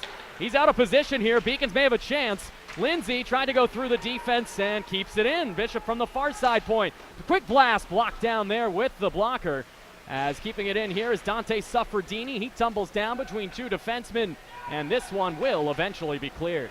Beacons have the advantage there. Bishop with 3 shots on goal in this one shift, and look for him to continue to shoot. He has a knack for getting pucks through. Good look from Redler to find Knockbauer. Dumps it back behind the net into the corner for Wickline. The yellow line is a full freshman line this weekend. All 3 freshmen here for Peter Belisle on the 4th line as Wickline drops it back. Now it's Knockbauer from a bad angle on the far side dot. It got blocked down in front and cleared towards the red line. Chasing after it, Gabe Chukrin. Skidmore's going to go for a change here. Look for the Beacons to transition quickly. They do. 3-on-1, and it bounces off the boards right to Corey Morgan. That was their opportunity. They just missed on the pass, John. 2 Beacons collide in neutral ice. Chukrin's going to have to do his duty. Unfortunately, turns it over in front. They do not score. Sails wide on the deflection off the stick of Matt Wolf. Cannot believe that puck wasn't in the back of the net. I thought for sure it looked like it had Buster beat. It must have missed by inches. Buster counting his lucky stars there as here's Knockbauer and this yellow line turning it over. They force the turnover. Quick blast, glove down, and then Knockbauer with the extracurriculars takes a swat. And then I think Kazel taking extreme exception. Comes back after the native of Washington, Daniel Knockbauer. I don't have a problem with that. Even, a freshman, get in front of the net, and especially in a 1-1 hockey game, you're going to look for any advantage that you can get, as long as you're not taking penalties. Knockbauer there at front, and it wasn't too far after the whistle. He got away with it. Not to say he did anything that would have warranted a penalty, but just try to get the goalie off his game a little bit. 3-on-1 off the turnover, and a chest burner is denied. Off the shot from Sam Bloom. Buster, good positioning there, but Bloom probably had a chance on a one-timer on the far side. I've seen a lot of odd man rushes for Skidmore this period. They have transitioned extremely well, and that right there, another save by Buster. No rebound, but Skidmore really has done a great job of transitioning quickly from defense to offense to allow their forwards. And as an intercepted here, here's a chance. What a pass from Haverstrom, but what a save on Colin Larkin by Kazel. As Larkin goes tumbling into the crease and into the netting. What movement from this freshman, Brandon Kazel, and now we know why they started him over Jack McDonald. The turnovers are just on both sides, creating some serious opportunities, but you said it, what a save by Kazel, able to get, I saw him in warm-ups, and he seems to be very lanky. His limbs, he's able to flex, especially his legs, he's able to do full split, and you saw there, utilize that to his advantage. He was able to cover the majority of the bottom of the net there. Great save. UMass Boston tied at 1 here with the Thoroughbreds of Skidmore College, hailing from Saratoga Springs, New York. An NEHC rival, as the Beacons predicted to win the NEHC for the 2nd consecutive year by the coaches poll in preseason. Skidmore predicted to be 4th, so these are 2 teams in the upper echelon of this conference, and they're showing why. Right within it, we said this team has been rebuilding, the Skidmore team has, and now we're starting to see what that rebuild looks like. This is a very talented team, and they are very fast. They are able to transition. When their passes connect, and their passes are able to connect in stride even, you see them be moving extremely fast into the zone, and we've seen that generate a few opportunities for them today. Good play by Bishop, keeping it in off the face-off win by Drew Gannon. Backhanded back towards Gannon by Sifferlin. Gannon double-teamed, however, there, and It's going to allow the Thoroughbreds to move forward into the neutral ice, 2-on-2, now maybe 3-on-2, but a good alert stick play by Bishop to poke it away on the centering pass, and that's going to at least allow the Beacons to get men forward, and then almost a breakaway for Gannon. He's going to beat the defense back, and he tries to center it up front for Kuzin, but instead it's a turnover the other way. Here's Sabelli, top line out there for these visiting Thoroughbreds. Sabelli with Campbell. Sabelli will take the shot off the waffle board wide as the save is made there by Bustard. 3:18 to go. This is the Beacons Broadcasting Network. John Scudras with you. Matt Meisenbacher as well. This one is deflected, no icing, as Kuzin did get a stick on it. Sifferlin, the only man out there, as the Beacons go for a full change. Ooh, a lucky bounce there, as it's going to go right to Lindsay with 3 minutes left. Lindsay motoring around the back end, and then he tumbles down into the corner and somehow is able to maintain possession around 3 players as he gets it to Sifferlin. Ooh, tries to find Chuckrin from the near side circle. Gabe wanted it, but on the backhand off the mark. Here's a chance. Dakota Keene looking for his second, just high, and I believe that was denied there by Kazel. He never saw it, but he made the save. He was screened, but his positioning bailed him out. I think it went off his shoulder. Either the shoulder or the butt of the stick. No less a good save as the Beacons in their own zone turn it over. Anthony Bird siphons it behind Bustard's crease. And Regnart trickles it towards the far side, and this one is sent out of play and into their own defensive zone by the Thoroughbreds, chasing it down Dennis Meyer as he's harassed from behind by Caruso. 2:12 to go. This will be icing as UMass Boston sees Adam Moody unable to settle that one down with 2:08 left. Let's see who Coach Blisle puts on the ice here, and it'll be the top line. So he's going to go with his top line. Daley on the draw with 2:08. Steves have been trading blows for really this whole game. We've seen kind of a little bit of choppiness. It's had a little bit more consistency to it, but both goaltenders playing extremely well. Both teams had their opportunities. Interesting to see at the intermission how many shots the Beacons have. Kazel stopped all 28 against St. Anselm. He's only allowed 1 goal so far in his collegiate career. As the Beacons will try to keep the offensive pressure on, but that one is going to be cleared, and moving forward with it is Moody. Moody winds up, takes a blast. Great play made by Bishop. They allow the shot to get through nonetheless, but Bishop used the body to at least prevent a good angle. As this one trickles back towards the point, that's delayed offsides. In fact, it is offsides. Is unable to keep that in was Chris Jabbins, the freshman from Oaktown, Virginia. We talk so much about Bishop and his offensive capabilities, but you see there, he is not a one-dimensional defenseman. He was able to stick with Moody, who we've talked about, has been around the puck today and had his opportunities. Bishop was able to stay with him on the angle with an active stick, creating some havoc. Moody tried to get around him, and that's when Bishop was able to make contact and not allow for any type of breakaway onto his goaltender. Just a solid play by number 21, Tyler Bishop. Behind the net, Bishop out there. Excuse me, that's Mason out there along with John Bono. From the point of blast, blocked down in front by Bono. Freshly trimmed on the main and making a good play there in front of the crease as tumbling down was Regler. Cross ice feed and getting there first to poke it away was Wickline. Behind the net, there's Matt Wolf. Wolf had possession, lost it on pressure from Bono, and now Knockbauer spins back behind. Mason can't settle it down. Right in front of the slot. What a great save made! Snatching it like ripened fruit is Jordan Bustard as the freshman from the Garden State looking fine with 1 minute to go in the second period. There's something to watch here, John. These goaltenders, although they're freshmen, play with just a veteran poise. I mean, that is a hard shot coming in from an area just outside the slot and near the face-off circle. And you saw how well Jordan was able to track that. I mean, there's no guesswork there. He's seeing the puck extremely well tonight. Good glove save with just under a minute. Here's a turnover. Great turnover forced there as taking the shot was Sam Bloom. Deflected high. Bloom keeps it in the zone. Gets another chance. Blocked down. Save in front by Bustard. And now here come the Thoroughbreds stretching their legs, but a good takeaway here for UMass Boston. Here's Lindsay. Lindsay coming in all alone around 3 defenders. At least gets it into the corner. Tries to backhand it into the net mouth. Deflected. And out of the zone, here come the Thoroughbreds. With possession and offsides, Andrew Pop was beaten into the zone by Mickey Foley with 27 seconds to go. And, you know, we saw a couple nice plays. We saw Suffrendini, who was able to toe drag and get an opportunity. Then we saw soon thereafter, Larkin was able to toe drag and get an opportunity. The downside to that, John, is that players recognize that, and then they start to duplicate it. And they start to get away from things that made them successful to generate those opportunities. So be cautious. There's only so many times you can toe drag before you're hit or it just flat out stops working. Defensemen are smart too. They're going to be able to recognize it. Here we go. Haverstrom couldn't get his stick on it. Would have been a breakaway. Centers it back towards the near side circle, but Larkin couldn't settle it down. Somehow Collin gets away in front for Daley. He gets it high elbow, no call. As this comes to Bishop at the point. 3 seconds left, deflected. Last chance for Romance. What a save! They score! UMass Boston beats the buzzer, I believe, with just milliseconds remaining. Let's see here, John. The refs are going to talk about it. It was close. It's definitely a goal. The puck's in the back of the net. Beacons are celebrating. There is no time on the clock here. The refs are going to discuss. Skidmore seems to adamantly be.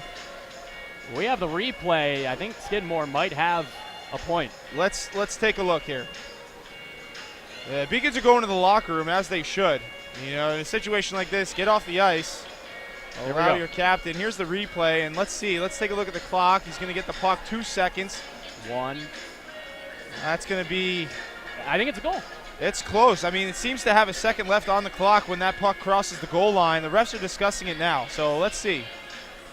The Beacons are headed to the locker room. Skidmore's still on the bench. Beacons have left their assistant. Both coaches, Blyle and Walsh, are here. The goaltender busted should go to the locker room. Even if it's not a goal, it's the end of the period nonetheless. It is the end of the period, indeed, and 1-1 game. I mean, this is interesting. Again, the thing with Division III is that there is no replay. We have the benefit of it, and sometimes we're able to broadcast that home to our viewers, but these refs are just going to have to go with what they saw, and what's taking place now is they're going to talk a lot about who saw what from what angle. They're going to have a conference here. Very interesting here, John. This is a big goal. If the Beacons are able to walk into the third with a 2-1 lead, and obvious, goes without saying. We'll take another look at it, Matt, as they're going to. Let's take a look. I couldn't tell from the. Here it is. From the reaction here. Let's see. Well, you see on the clock in the background, the scoreboard in the background, they start celebrating with 2.2. Yeah, that's a goal. I mean, assuming the celebration was in tune with the puck going in, it has to be a goal. There was 0.2 seconds left when the celebrations began in front of the crease. They put the 2 on the scoreboard. The teams have left. Teams are in the locker room, and I see a 2-1 Beacons lead here into the third. And I think that goal is going to count.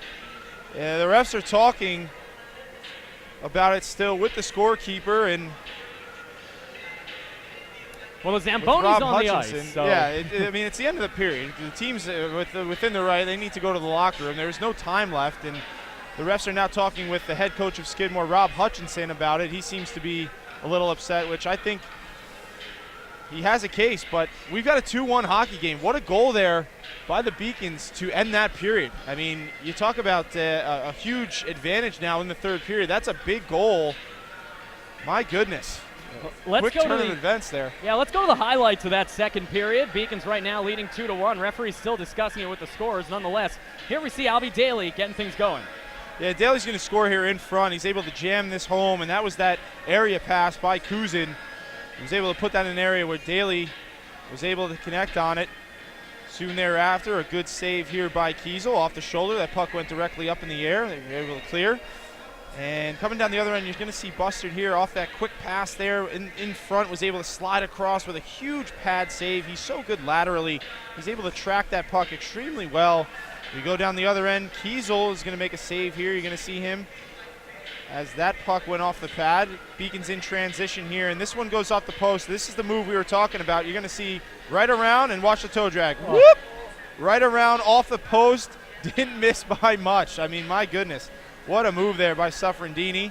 And then Skidmore came down and rang one up off the post, which it seems to be a pattern here. But a huge hit there by Bono. We should show it again. Makes great contact and was able to drive through with his legs and coming down. A good save there by Kiesel. That was on Larkin, too. Was the top scorer for the Beacons. And here you have a save by Bustard. And then here's the goal to end the period. You're going to see the shot. There's so much traffic in front. It's going to be difficult to tell who's going to get credit there. We'll have the announcement when teams come back. And interesting. Hold on here. Now they're bringing the teams back out, folks. This is very. We'll bring it back live here. You see here the players. John, I'm curious. I don't know if this is just a customary face-off. Maybe there was 0.2 seconds if they score. 0.2 seconds. Maybe they recognized how much time was on the clock, and they need to officially drop the puck to make it official. Now they got to bring all the Beacons out here. No one's going to score in 0.2 seconds. Just get Matt out there. Get the alumni out there. I'll take it. Here come the Beacons indeed. And I'll be honest, you see something new every day. I mean, this is the first time I've seen teams who have actually gone to the locker room and now indeed need to come back. They're going to put 0.6 on the clock. Well, it's a meaningless face-off, though. I suppose it's for statistical reasons. Beacons would love to win it. They'll send Larkin out there to take it. That's true. And he'll be countered, I would presume, by the top-line centerman for the Thoroughbreds. That'll be Bird. This is really funny. I mean, we've got players that are currently putting their jersey on. There's no point. To come back. I mean, players usually take their jersey off, let themselves kind of cool down in between periods. You got players coming back to the bench with, and now it's official. So now we will head to the third period after we've already shown you the highlights from the second. I think the Beacons actually won that one. Nonetheless, you are correct, Matt. The Beacons lead it 2-1 after 2 periods of play. We're going to go to a commercial break. When we come back, we will have the second period intermission report, a look around Beaconville and the NEHC scoreboard, as well as much, much more, including a recap of the second period, a very exciting one at that. Along with Matt Meisenbacher, I'm John Skudris. UMass Boston leads it 2-1 over Skidmore College right here on the Beacons Broadcasting Network. Go Beacons! Let's go Beacons! Let's go Beacons!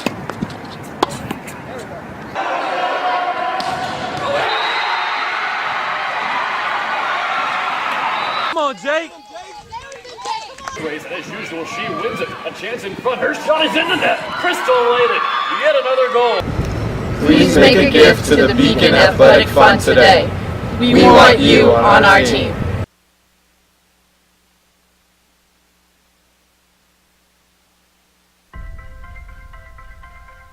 I'm a Division III student athlete, and I know how powerful words can be. The term gay doesn't mean stupid, lame, or less than. So I pledge to speak up if I hear the term gay used in a derogatory way or any other homophobic terms. If you can play in Division III. I'm a Division III student athlete, and my teammates unconditionally accepted me as part of their family. So now I pledge to do the same for others. If you can play in Division III.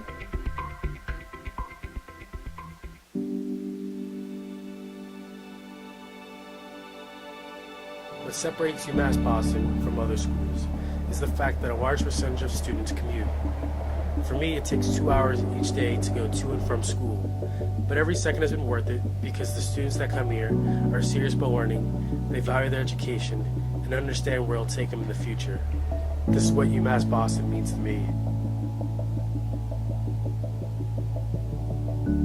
UMass Boston was my first choice because when I came to the campus, I saw that there was a lot of diversity. There's a lot of people. Here there's a lot of international students, so it's really cool to meet people from different countries, different parts of the world. I'm Julia Murphy. I'm from Canton, Massachusetts.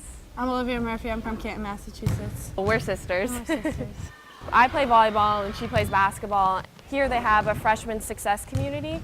So each major has their own community that you can join as a freshman, and you take classes with them, you do study groups with them. So it was really helpful getting to know people in your major right away. So in health exercise sciences, we have an internship at the end, so it's so much better to have like an advisor helping you out, like telling you which classes to choose.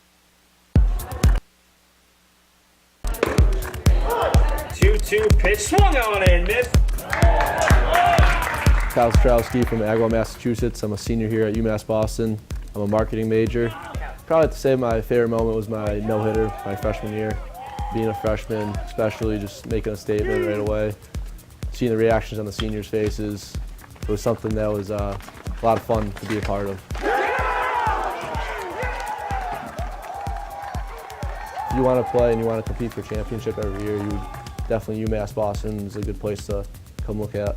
And now, this one's launched, right center field. That's going to win the game for the Beacons. It is down. LEC is probably best division in college D3 baseball in the country.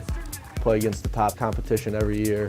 I think we have a top 10 schedule in the country this year. So we're young, but we also mix in with a good group of junior college transfers. Being on a baseball team here at UMass is a good experience, great experience. Only about 2% of people can play college baseball, and one that I'll take for me for the rest of my life. Kyle Fields fires the first great scoop from Jason Cholin.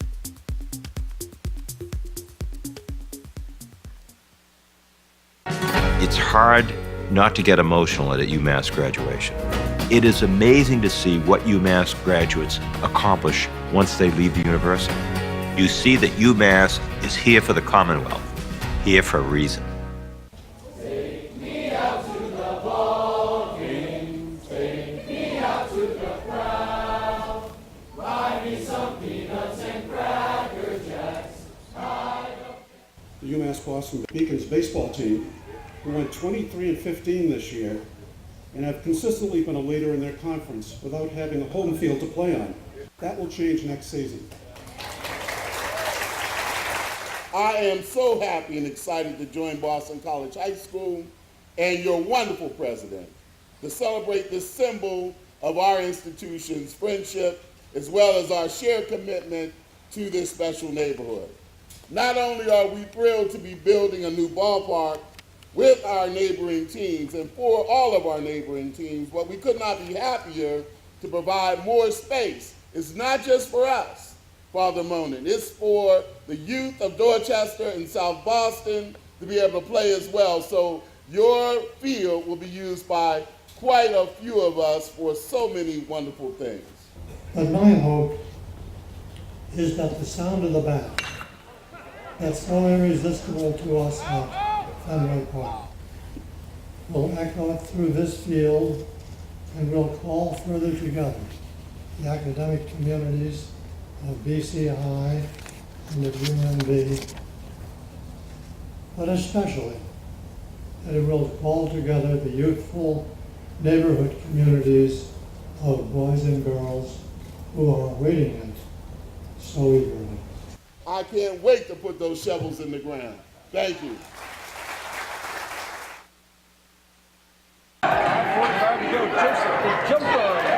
Hi, my name's Carl Joseph. I'm currently a criminal justice major. I'm a senior. I am from Brockton, Massachusetts. In basketball, I play small forward / power forward, and in track, I'm a high jumper.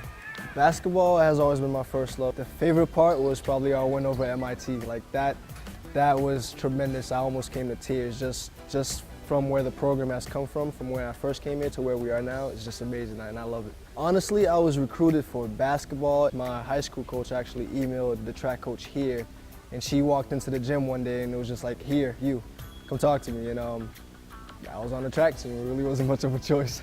It was a great honor my freshman year, just being able to become an All-American, finishing 4th in my first ever national championship meet. It was quite the time of my life. My junior year, we received our LEC championship rings from our sophomore year. And coming in into my freshman year at UMass, I was able to witness the volleyball team win their championship and the soccer team, and the only thing that I really wanted was a ring of my own. Here's Joseph knifing through. Funny thing is, I actually work here as well. I am one of the Zamboni drivers to our men's and women's hockey teams, and that's what I do for part-time. Being a student here at campus, I can honestly tell you, is quite different from anywhere else you could possibly go. Just the student body here is amazing. I mean, the teachers are amazing. All the teachers that I've had never hesitated to help me out in any way that they could have, from extra help to me going into their offices just to talk about what's going on in the classes and just keep me on track. What I want to do when I graduate, I want to go into the police force for a little bit and ultimately end up either working for the Department of Homeland Security or the Department of ICE. It's definitely possible to be a two-sport athlete here at UMass Boston. It's just going to take a little bit of hard work. End of 2 here from Edward T. Barry Ice Rink at Beacons Ice Arena. This is the Beacons Broadcasting Network. For Matt Meisenbacher, I am John Skudris. Beacons tallying with 0.6 seconds remaining officially to take the lead 2-1. Colin Larkin credited with that goal, his 5th of the season, his 4th now in 5 periods this weekend. Assist from Albee Daley, his 5th. He's got 2 points today, and Tyler Bishop got the secondary. He now has 2 secondary assists today to bring his total to 7 already on the season for the All-American defenseman. Tyler Bishop out of Ramsey, New Jersey. In this game, the Beacons have obviously a 2-1 lead. They scored 44 seconds into the second period on Daley's second of the year, a power play goal from Cousin and Bishop on a beautiful deflection by Albee. Just 11 seconds later, Anthony Bird tied it up unassisted, his third of the year for Skidmore. And then, of course, the aforementioned late goal by Larkin put UMass Boston up 2-1 after 40 minutes of play here on the Beacons Broadcasting Network. Let's take a look at the team statistics. Through 2 periods of play, you see there the Beacons out shooting the Thoroughbreds 30-21. They shot 15 times in that second period, 15 in each of the first 2 periods, so an even barrage of shots for the Beacons, same as Skidmore. They had 10 in the first and 11 in the second, and Skidmore maintaining their slim lead in faceoffs. Beacons, of course, tallying on the power play. That was the initial power play to begin the second that carried over from the first. Albee Daley with his second goal of the year, first power play goal, and the Beacons have a 2-1 lead after 2 periods. The leaders in shots, Colin Larkin and Tyler Bishop, they each had 4 for the Beacons. Anthony Bird and Mark Sibeli, the top line forwards for the Thoroughbreds, each with 3 for their respective club.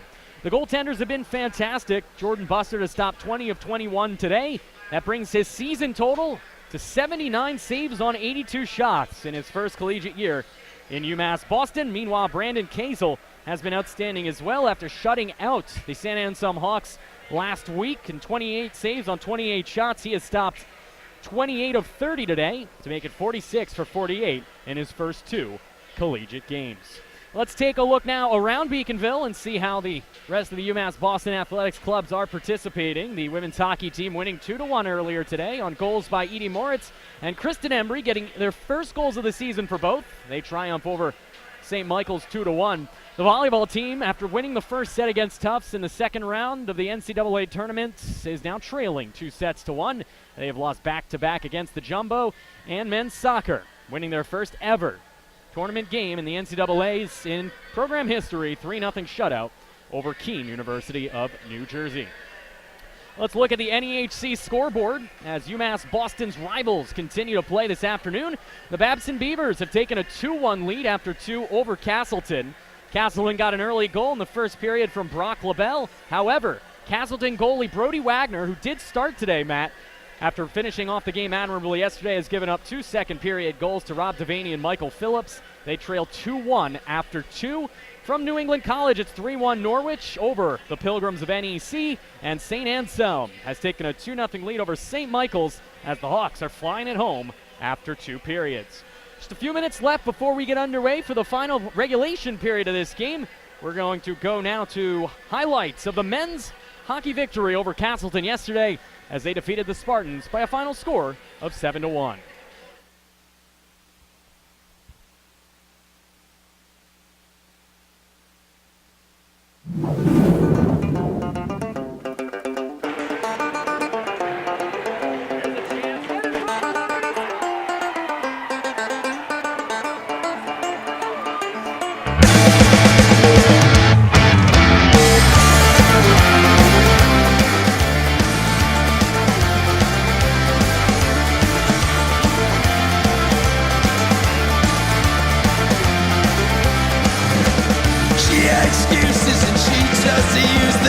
She was a victim of unspeakable abuses. Her husband was violent, malicious, and distant. Her kids now belong to the state of Massachusetts.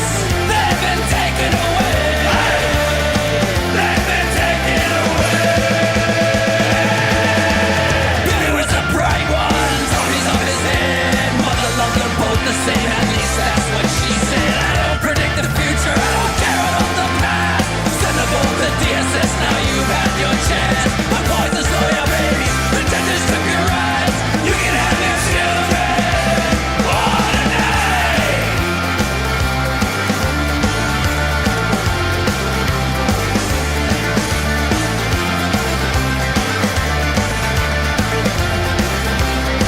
I suppose if you're a victim, I suspect you may have lied. If you lost all ambition, won't you give this thing a try? If you can and you fail, you won't be the only loser. These kids don't stand a chance.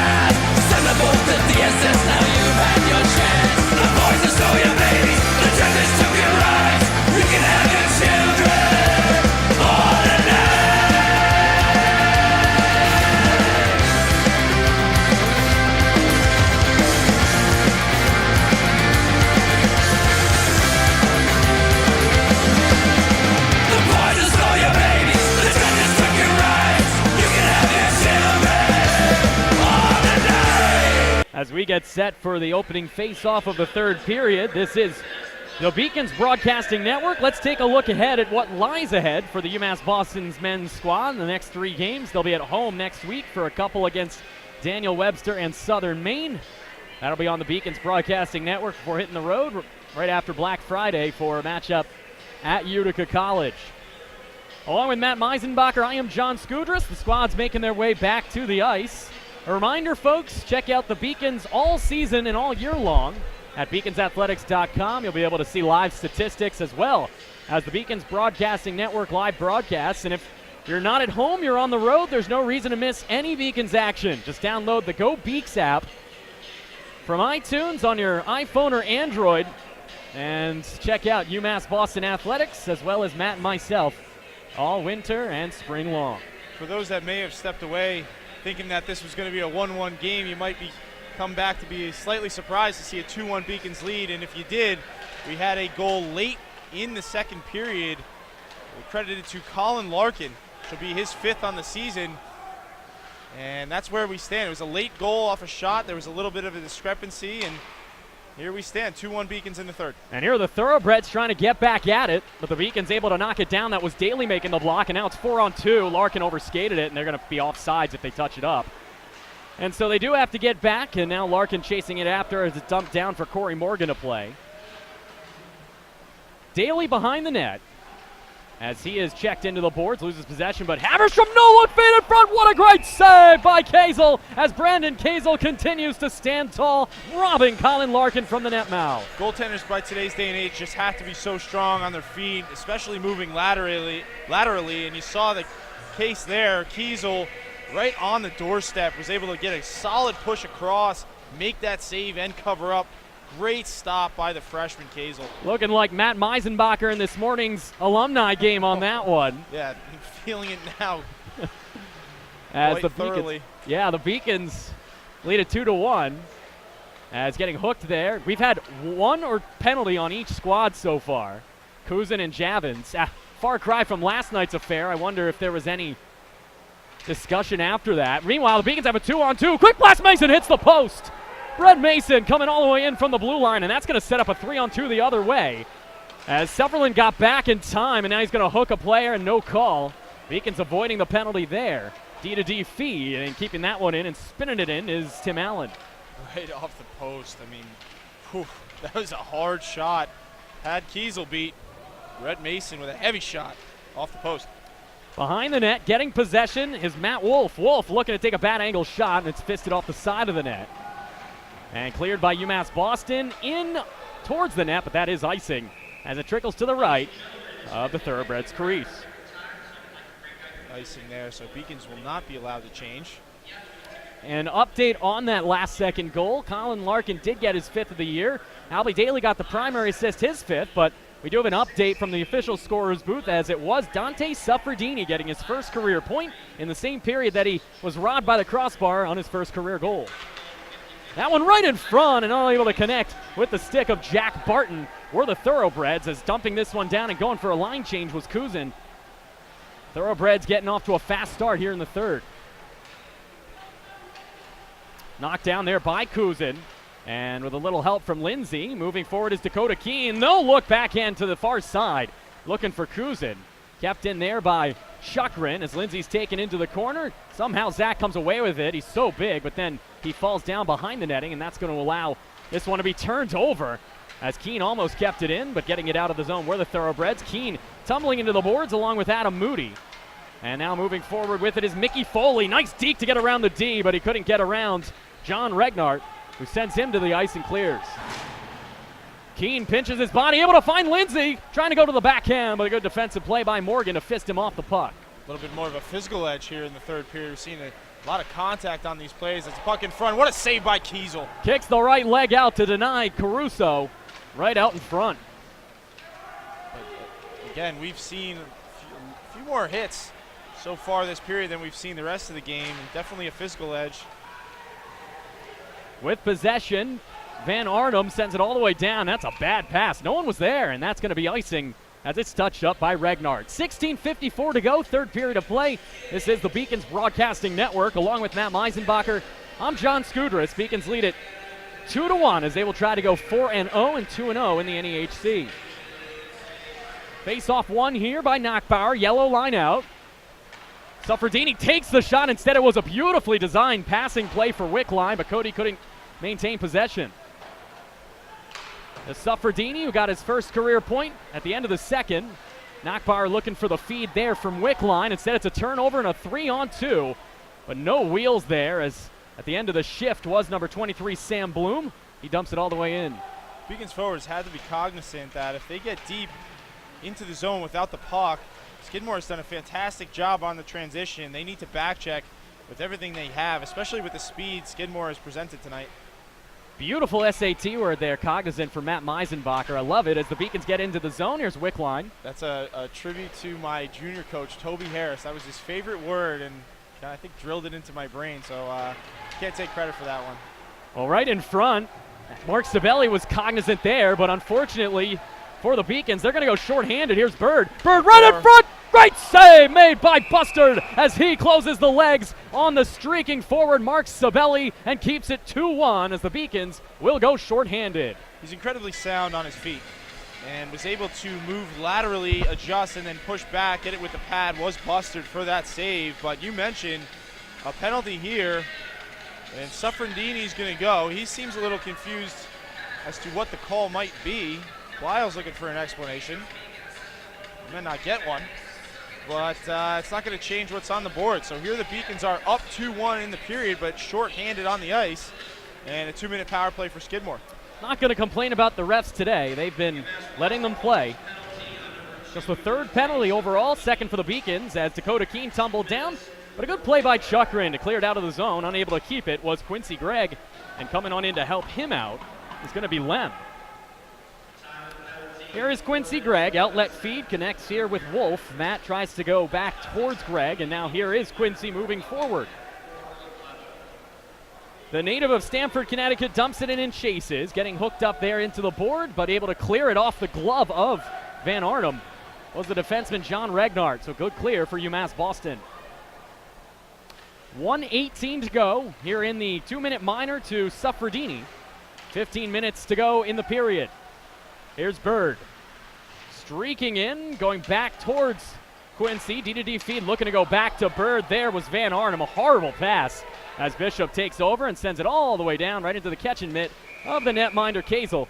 And he will have to take a whistle. So a good play by Tyler Bishop. Oh, just this is the subtleties of hockey there. You see Bishop and could have skated, continued to skate, maybe dumped it in the corner and created some pressure, but instead recognizes he's got room, flips it onto the goaltender, and then continues to charge forward to create the whistle. Now you have a face-off, which is one. Just a smart play and a shot on goal by Bishop. Save by Kazel.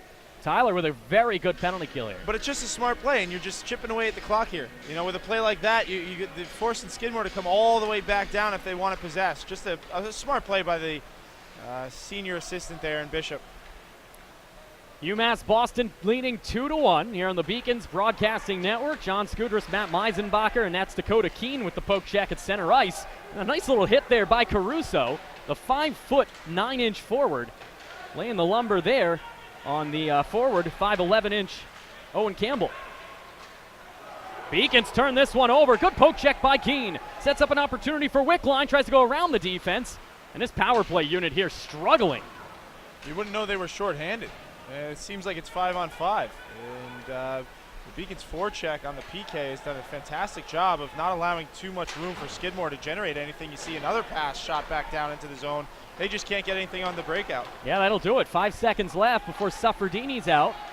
One last stretch here to try to get something going. Set up an offensive rush, but now Beacons are full strength. Suffredini goes to the bench for Daley as this one's deflected into the corner. All Beacons in their own zone, so they shouldn't have much problem clearing, and they don't. That's Regnard sending it down. Taken in there by Quincy Gregg. The freshman careens it off the near side board, then Regnard goes tumbling down. Cross ice feed finds Daley. Beacons are onside. Daley pulls up, cross ice to Larkin. Collin takes the shot, waffle boarded away. Nice save made on the adjustment by Kazel. Good find by Daley, that cross ice pass to Larkin, and a heavy shot. Good save by Kazel, blocker side. Daley sent his men down to the ice, and now a backhand pass for Larkin. One-on-one, and oh, what a great glove save made by Kazel, as Larkin has been robbed by the freshman netminder again. That shot from Regnar denied with the left pad by Kazel. Backhander right across the net mouth.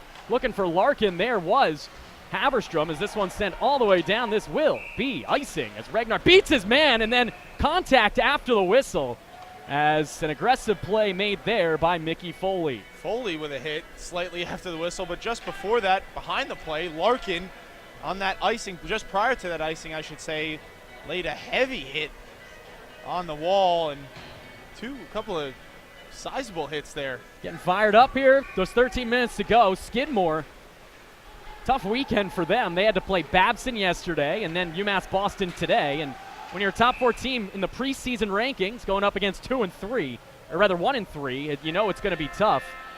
Same thing the Castleton's dealing with. They trail Babson after losing to the Beacons yesterday. Yeah, we touched upon it last night. It is one of the harder road trips for any team coming down into the greater Boston area. You got UMass Boston and then followed it by Babson, or obviously the reverse if you start with Babson and then finish with UMass. But both games extremely challenging on the squad, and Skidmore's done a fantastic job tonight. Here's Gannon with a shot. Waffle boarded away on the short side. Backhand feed, looking there to find his partner in crime, Ryan Kuzin, but Kuzin couldn't get possession. This one is out of the zone. Bono tumbles down. Great stick move by Bono as he prevented a chance for a breakaway from Ciprelli. And a shot, and they score! Out of nowhere, Owen Campbell has tied the game with 12:21 to go. I looked down at my papers for one moment, and this game is tied at 2. I think it was actually Tim Murphy, the freshman, 6'1". What a shot. My goodness. I mean, he flicked it, just a flick of the wrist, bar down, high glove side on Bustard, and we've got a 2-2 game. My God, what a shot there. That was labeled top corner. I don't think Bustard got a good read on it. He didn't seem to move as he normally would towards that shot. Obviously, one he might want to have back. That one's a little bit deep. Usually he can come away with saves like that, but regardless, still a heavy shot, and we've got a 2-2 game. Just over the blue line and now on the board as this game is tied 2-2. And Skidmore does not go away down the stretch run. These thoroughbreds will be going for gold as the Beacons end up losing a stick and a big break to get that out of the zone. Sabelli gets the primary assist. It was, I believe, Campbell, as this one is turned over in the offensive zone. Here's Tim Allen. 2-on-2 as Allen trying to go around Regnar, just punches it towards the boards. It collides with the loose stick down there. And this one's going to be cleared by UMass Boston as Caruso motors in and will go for a line change. Well, now it's going to get interesting, John. We got a 2-2 game, about half the period left. Teams have played very even. We knew going into this game it was going to be close, and this might come down to who gets the last opportunity in the period. As Skidmore almost with too many men in the ice, but here they come on the rush. Looked like it was close. Here's a chance deflected on an active stick by Chukrin. What else is new? Gabe Chukrin using that poke check to his advantage. Great stick, was able to deflect that out of play, but you've got two goaltenders who have played well, two teams that have really done terrific battling and possessing the puck and generating opportunities, and now here you have it. As a fan and as a player, gut check time, 2-2 late in the third period. From the point on the face-off win, drilled along the end boards, taken there by Foley. He's tied up, allows it go right in front, and a great play made by UMass Boston. Will take the penalty. That was going to be a goal as Bustard never saw it. And the penalty is probably going to be on Redler. Nope, they're going to say it's actually Knockbauer. Yeah, Knockbauer will go. And they called it from center ice. I think the call's going to be hooking. But like you said, a penalty worth taking because that puck was laying on the far side for Bustard. Was on it. Might have been a little bit late, challenging nevertheless. And here you have Skidmore with a power play. Skidmore has all the momentum at their backs. The Thoroughbreds streaking towards the finish. Still 11 minutes to go. A 2-minute minor on Knockbauer for hooking. Meanwhile, here's a chance for the power play unit for these Thoroughbreds. With possession, here's Bird. Down low, drops it to Ciprelli. Quick spinorama shot and a good save made with the glove there by Bustard. An alert play by Caruso to clear. 1:30 to go, 2-minute minor. Here's Sabelli. Sabelli over the line on sides. He'll try to backhand it down towards Bird. He does. Bird behind the net. He's got a man on the doorstep. That's Wolf. Holding, taking the shot. Sabelli, and who else? Gabe Chukrin deflects it out of play. Skidmore is trying to work off the sidewall and into the corner, maybe make one or two passes, get the puck in deep, and then have some mid-lane drive, have a center parked right on top of Bustard in front of the net, maybe float one in there, try to get a redirection or rebound. It seems like a consistent pattern on their end. Off the face-off win, one-time blast just wide of the net. That stick shot taken by Javins. Now here with possession, taking a quick wrister is going to be the aforementioned goal scorer Campbell. And with 63 seconds to go on the 2-minute minor to Nackbauer and 10:02 to go in the third period, another face-off. There's John Lischer, face-off won by Albee Daley. Mason spins it around but not out. Glove down and, oh, nice play. Daley to adjust and clear. It was indeed. And that'll allow UMass to get at least a partial change here as Daley will head to the bench and be replaced there by number 22, Dakota Keene. Keene and Wickline are the forwards. Mason and Bishop, the veteran defenders. 40 seconds to go, 2-minute minor. Less than 10 minutes left in regulation. We're tied at 2. Beacons are trying to keep that second ranking and also stay undefeated for the season. 3-0 overall, 1-0 in the New England Hockey Conference. Skidmore is 2-2 and 2-1 in conference play. Motoring in, a chance. Spinorama, and there's a shot by Tim Allen off the deflected stick of Chukrin. And with 20 seconds left, Beacons need a clear here to kill this one off. Aggressive play, Caruso not out. One-time blast, knocked down in front by Chukrin. Initial shot taken by Van Arnhem. With 5 seconds left, it does come out to the red line. As Quincy Gregg spins around, goes D to D. The Beacons have killed off the penalty as that one's fired in on the pads of Bustard, and he sends it towards Chukrin, who evades the pressure of Bird. And eventually, the Beacons will get possession. It's Larkin, and now a whistle, and they're going to say a hand pass, I believe. Yeah, hand pass. So let's see, no change for the Beacons. Let's see, that'll be in zone or outside. It'll be in zone. 8:48. And Chukrin out there on D with his counterpart, Regnart. Always want to note the defensive core and defensive units in situations like these, especially as you get closer to the end of the third. Regnart, native of Anchorage, Alaska, long way from home. Well, recently it's been feeling quite like it outside as we're tied up at 2, live from Boston, Massachusetts on the Beacons Broadcasting Network. Colin Larkin, it's his world and we're living in it. He would love to get another goal or at least set up Daley for his second point of the day as this one deflects wide. In fact, it'd be his third. He has a goal and an assist. Slashing at that one is Suffredini, allows his man to get on in. He tumbles into the boards uninhibited. And eventually Daley's going to have a chance to just clear this out. Connects with Larkin, 2-on-2 with Haverstrom. Colin overskates it and then falls down on his lonesome. Lets it go to Daley, though. That was a lucky play for the Beacons. Daley back to the point. 8 minutes to go. Bishop waiting. Takes the shot. Blocked down. Haverstrom. They had the open net. It's great to the crease and through the wickets of Daley. No shot. That puck had so much opportunity to get in. You saw Bishop delay. Shot the puck on net and just two Beacons in front. Haverstrom and Daley just couldn't get enough on it to get it home. And Kazel was way out of position on the near side. But with 7:40 to go, it stays 2-2. Collision there for Sifferlin as Gannon fighting for possession. Good look. Quick one-timer there taken by number 23, Sam Bloom, but a good block by Suffredini. And Sifferlin can't get there. Good poke check to keep it in for Matt Wolf. Matt Meisenbacher and John Skudras with you. This is Ryan Kuzin with the puck as he motors in. Beacons are outnumbered. Kuzin will just try to dangle, and he cannot get by Dennis Meyer, the German defenseman. And now it is going to be cleared. Moving forward here, number 23, Sam Bloom. Bloom trying to bloom through the defense here. 7:05 to go, and they'll have to go for a line change. As behind the net with possession, fighting forward is Matt Wolf. He's being taken into the boards by Bono.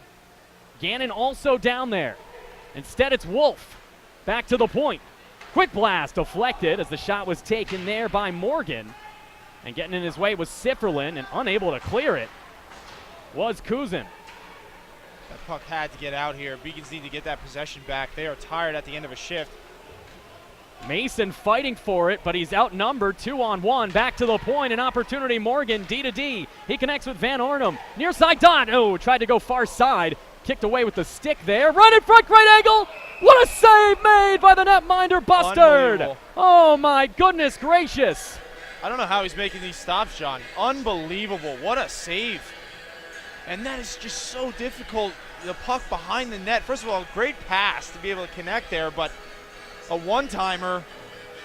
And somehow Bustard was able to come away with that. I mean, what a save. He almost fell into his own net after making the glove save, kept that mid out. My goodness, as Bustard and his opposing counterpart Kazel made some phenomenal plays today. As here's Lindsay trying to make one himself. The GWG rests on the stick of somebody in this game, as there's a chance for Lindsay to pinch through, but he could not get through. Of course, unless it ties, but we hope that does not occur. With the young Beacon squad, these are the types of situations that you really learn from. We talked a lot about how, 3 games in and you learn as you go, trial by fire, whatever you want to call it. This is the type of game. 2-2 in the third period, close to 5 minutes left. We talked about gut check time, and this is really where, as a freshman, you learn the most. They had to clear that there, did the Thoroughbreds. Beacons have the top line. Daley, Haverstrom, and Larkin. The defenders, Regnart and Chukrin, and that's a good clear, but an even better play by Regnart, who does a fine job just getting it deep. Really been impressed by Regnart this year, Matt, as he now has possession onside, but had no help. And now he's out of position, and that could set up danger. Haverstrom at least settled it down, but it does set up an on-man rush. Beautiful dink in front, no penalty, and a great save by Bustard as he denies a man on the doorstep. That was Anthony Bird. I'll tell you what, good luck beating Bustard low.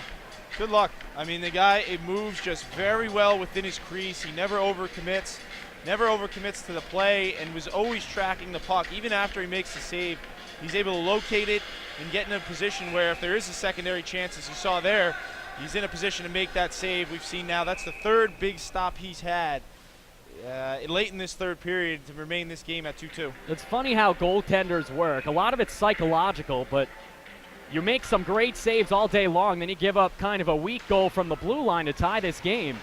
You sometimes wonder how that can affect a goalie in immediate aftermath, but he seems to have shaken that off. That's why coaches will tell you, if you don't have an option other than a pass or advancing the puck, just fire it on net. You never know what might happen. We've certainly seen it over the years, and the Beacons are going to draw a penalty. What a play by Dakota Keene. He drew the penalty in the offensive zone with a loose puck. And I think it's either going to be interference or holding, but nonetheless, the Beacons will have a 2-minute power play with 5:09 to go. Yeah, Smith's making the call, and indeed, Beacons will have a power play here. It'll be interesting. Coaching staff talking about potentially taking a timeout. It doesn't look like they will. It's the type of instance where I wouldn't be too surprised if you did, being the fact that more than likely the next goal is going to win this game. That was Chris Javins again. He's been called for 2 penalties today. Here's from the near side. Albee Daley takes a shot, shouldered away on the short side by Kazel. And now Larkin has it behind the net. 1:40 left, 2-minute minor, 2-2 game. Oh, and that one's a beautiful clear. I don't know what they're doing there. 3 forwards below the goal line. You're on the power play. I mean, got to have at least an option there for Larkin. Kuzin in the net, or in the zone as he drops it back for Larkin. Larkin takes a shot, and then there's a collision with the goalie. And no call, but instead a breakaway for Bird all the way in. He scores! Anthony Bird flying high past the defense, and a shorthanded goal for the native of Raleigh, North Carolina. And that has put the visiting team on top 3-2 as the Thoroughbreds lead it on the Beacons Broadcasting Network. Beacons got caught, and a shorthanded breakaway giving the Thoroughbreds a 3-2 lead here. As you mentioned, still 1:20 on the power play, and now it's crucial. And now it is truly crucial for the Beacons to score here. Obviously, momentum on the side of the Thoroughbreds. That's a huge goal there. We'll see how the Beacons counter with the second unit out there. Again, 1:20 left on this power play. Still plenty of time, 4:29 in the third period, but that's a big goal, and that gives the Thoroughbreds a 3-2 lead. Correction, Bird, a native of Central Square, New York, at 5'10", 167. But he had enough speed to beat the defense on that one, and it all came back to where there was a collision, the netminder. I think it was Daley who was cutting to the net and made contact with the goaltender, Kazel. Thoroughbreds wanted a quick moment with the refs just to ask why that wasn't a penalty, but I think they'll take the goal over a 4-on-4 play majority of the time. So the Beacons, after leading 2-1 after 2, suddenly trail 3-2 with 4 and change remaining. 64 seconds remaining of power play time. Bad turnover. And moving forward now, who else? Bird, 3-on-3. Anthony pulls up, quick shot, waffle boarded away. A short side by the netminder Buster, and the Beacons get it back. Need to tighten things up as Gannon, it takes a hit, turns it over. Gotta get Sloppy. pucks deep here. Yeah, just got to get deep. It seems like they're scrambling a little bit. There's plenty of time here. You see them trying to make too many plays in the neutral zone that aren't really generating much of anything. Just need to take a deep breath. Still 30 seconds on the power play, and that you got to get the puck deep to start. 28 to go, as Matt said. Here's Drew Gannon. He's got a great shot. He takes it. Partially deflected by the stick of Van Arnhem, but the denial is made by Brandon Kazel. Let's see here. Let's see if the coaching staff takes a timeout. You got 22 seconds left on the power play. You're down. Now you're down one. 3:31. Coach Walsh is drawing something up. They're not going to take it. They're going to hold it. Face off won by Daley. Larkin has it at the blue line. D to D. Quick shot deflected in front by Daley from the blast of Bishop, but wide. 14 seconds to go on the power play. Daley waiting. Sends it back to the point. Bishop sends it to Larkin at center ice. Deflected wide of the net off the stick of Albee Daley. Excuse me, that was actually off Bishop. And this one will be cleared, and that will do it for the power play. So it was 2-2 when we went to the power play, and a shorthanded goal from Bird. He's scored 2 today, and he has been all that his coaches could have hoped he would be in more. No icing here. Bishop just deflects it over to his defensive line mate Suffredini, and this one comes all the way down. No icing. Loizo sends it around the near side, and this comes to center ice where it's taken here and moved forward by Tim Allen. Allen finds his partner in crime, Wolf, behind the net, centered, and that one just never getting good wood on it was the forward, Berneau. And now we will get a whistle as it's covered by the Beacons. All of a sudden, the Beacons got that power play, and nothing has gone right.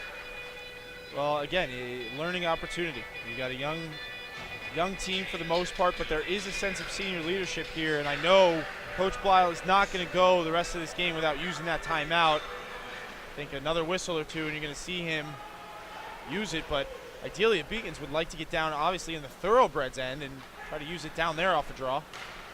First time this year the Beacons have been in a one-goal game in the third period. We'll see what these freshmen have in store for the final 130 seconds of this one. Just 2 minutes, 5 seconds now, and it's cleared. And losing his stick there was Keene, as Mason has to go one-on-one with Moody. And then Mason gets tripped up in a power play. A bad play by Moody as he commits the penalty. Actually, it's Campbell, excuse me. Owen Campbell who had the goal to tie the game. I'll tell you, John, the Beacons faithful out there are going to be maybe not in accordance with me on this one. I don't know if that was a penalty. Pretty incidental. You know, I think you got two players going for a puck there, and Brett Mason may have caught an edge. Beacons not taking the timeout here. I'm surprised. I thought they did. I thought so as well, but might want to see how this unit fares on the first get-go rather than taking it right off the bat. The Beacons will be on the power play for the rest of this regulation time. 1:52 left on the man advantage, just 1:45 left. We'll see how long until they decide to go two men up by pulling the netminder. Maybe after the next stoppage you call timeout and do that as that's out of the zone. Good aggressive defense on a play made by Mickey Foley. You got to give your unit an opportunity to possess here rather than have that gaping net, but this is the risk you run. Time is not of the essence here, and 1:30 on the power play. See, Buster made a move. Now he comes back. There he goes. Now we're going to have two-man advantage here for the Beacons. Larkin just puts it on net. That almost snuck through. Bad positioning there for Kazel, and somehow he gloved it. I saw daylight. That is a technique that is not taught in any goalie school, but regardless, Kazel with a save. And now, okay, the Beacons will take their timeout. 1:15 to go. The Beacons will be on the power play for all of it, barring them scoring a goal to tie this game. They trail 3-2, and folks, if you're just joining us, the Beacons had the early lead in this affair. Albee Daley power play goal 44 seconds into the second period, but just 11 seconds later, even strength from Anthony Bird unassisted. Colin Larkin then got a last-second goal, literally last second, with .6 officially on the clock to take a 2-1 lead at the end of two, but things have not gone the Beacons' way here in the third period. A bad goal given up to Owen Campbell by Buster just over the blue line on a quick snapshot. And then a breakaway short-handed goal, the second goal of the game for Anthony Bird, his 4th overall. And that's where we stand right now. Matt Meisenbacher and John Skudras. Matt, what's Coach telling his team right now? Well, I'm interested to see who he's going to put out there. You know you're going to see Larkin. You know you're going to see Daley. I see Havistrom out there as well. Sounds like they're going to take a D off, put Kuzin on. I see him on the ice, and it looks like Bishop. So those are the players that are going to be, I expect them to try to run something from the point and perhaps either move it low into the corner to try and drive the net, or if they can float one in and try to get a redirect or a rebound. But I think you got to use Bishop here. And he has a knack for getting pucks through. It's very rare that he gets a puck blocked, and I think you got to utilize him as best as you can. So it's going to be Larkin, Daley, Kuzin, Lindsay, and then you got Chukrin and Bishop on the ice for the Beacons. Face off one into the corner as both Lindsay and Daley fight. It gets to Larkin. Larkin, cross-ice feed, one-timer kicked away on the shot there from Bishop, like you said, Matt. Bishop keeps it in, but it is cleared down. No icing with the Beacons on the power play, so Chukrin has to hurry. He gets there right before the defender, hooks him and dumps him into the ice, no call. And this is bad news Bears, folks, because it's into the corner and the clock is ticking, but a great play by Kuzin, at least get it to the red line, and now with 44 seconds left, Bishop saucers it near side for Chukrin, and Gabe takes it over the blue line and in. Chukrin around the horn he goes. He drops it right in front for Daley, and it's denied short side there by Kazel. Huge stop by Kazel. Bishop with 30 seconds. Cross ice for Kuzin. Takes it, blocked down. Kuzin cannot keep it in. A chance moving forward to ice the game. It is in there. And it is a goal for the who else? Anthony Bird. A hat trick for Bird. And the Beacons fall behind 4-2 with 21.8 to go. And barring a miracle, they will lose this game as a second shorthanded goal for Bird as he commits a hat trick against UMass Boston. What a game for Bird. And just a tough spot, as Kuzin there, you know that you can't get a shot blocked. There's no one behind you. You're the last one back. And Bird, the empty net with the hat trick, will ice this game unless the Beacons can actually pull out some sort of wild affair. 15 to go. Motoring in as Ragnar fires it above the net. Moving to 2-0 now will be the netminder Kazel as a chance from the net mouth is wide. 5 seconds to go, and that one's cleared. For the first time this season, the UMass Boston Beacons come out on the poor end of a 4-2 defeat. The final score, Skidmore College 4, UMass Boston 2, right here on the Beacons Broadcasting Network. Tough way to go down, Matt. The Beacons had a 2-1 lead going into the third, 3 unanswered, 2 by Bird, 1 shorthanded, and the Beacons fall to 3-1.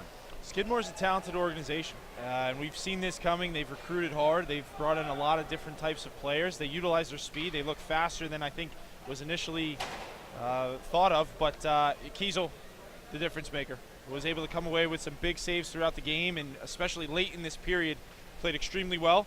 And I think a learning opportunity for the Beacons organization. You rather learn and lose early as opposed to later in the season. I'm sure they'll look at the tape from this one and understand areas in which they could improve. Let's take a look at the highlights here of a 4-2 loss here on the Beacons Broadcasting Network. Early on in this period, as I mentioned, the Beacons led 2-1, and they had a chance to extend that lead, but like you mentioned, Kazel was game. One-timer right in front there for Larkin, and just the lateral movement from the netminder. He was extremely good all night, and he played very within himself. You'll see here a save by Buster. These goalies really duked it out. Obviously the empty net goal not going to be counted against. And this is that heavy shot there.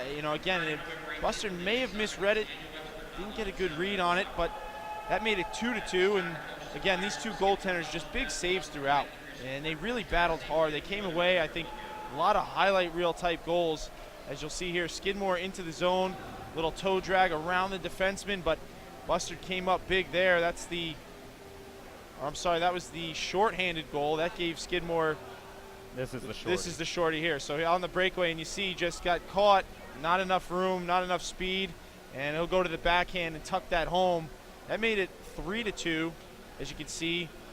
And the Beacons and this is the weren't able. That's the ice. That's going to ice the game. Beacons just weren't able to create much after that. They forced Kiesel to have a few saves, but late in the third, you knew it was going to come down to who was going to blink first, and in this case, it was the Beacons. So UMass Boston falls for the first time this year by a final score of 4-2. We're going to go to a quick 30-second commercial break. When we come back, we'll wrap up the final stats, give you our 3 stars of the game, and look ahead to what's next here on the Beacons Broadcasting Network. Again, the final score, 4-2, Skidmore out in front. We'll be back on the BBN. Paris changed my life, and I got there through UMass. Those very specific seminal moments in Paris. The subway. A man in a tuxedo walked in, and a woman in a long gown. And it was stunning. It all hit me. It was like a lightning bolt. There was this world of beauty and style that I wanted to be a part of.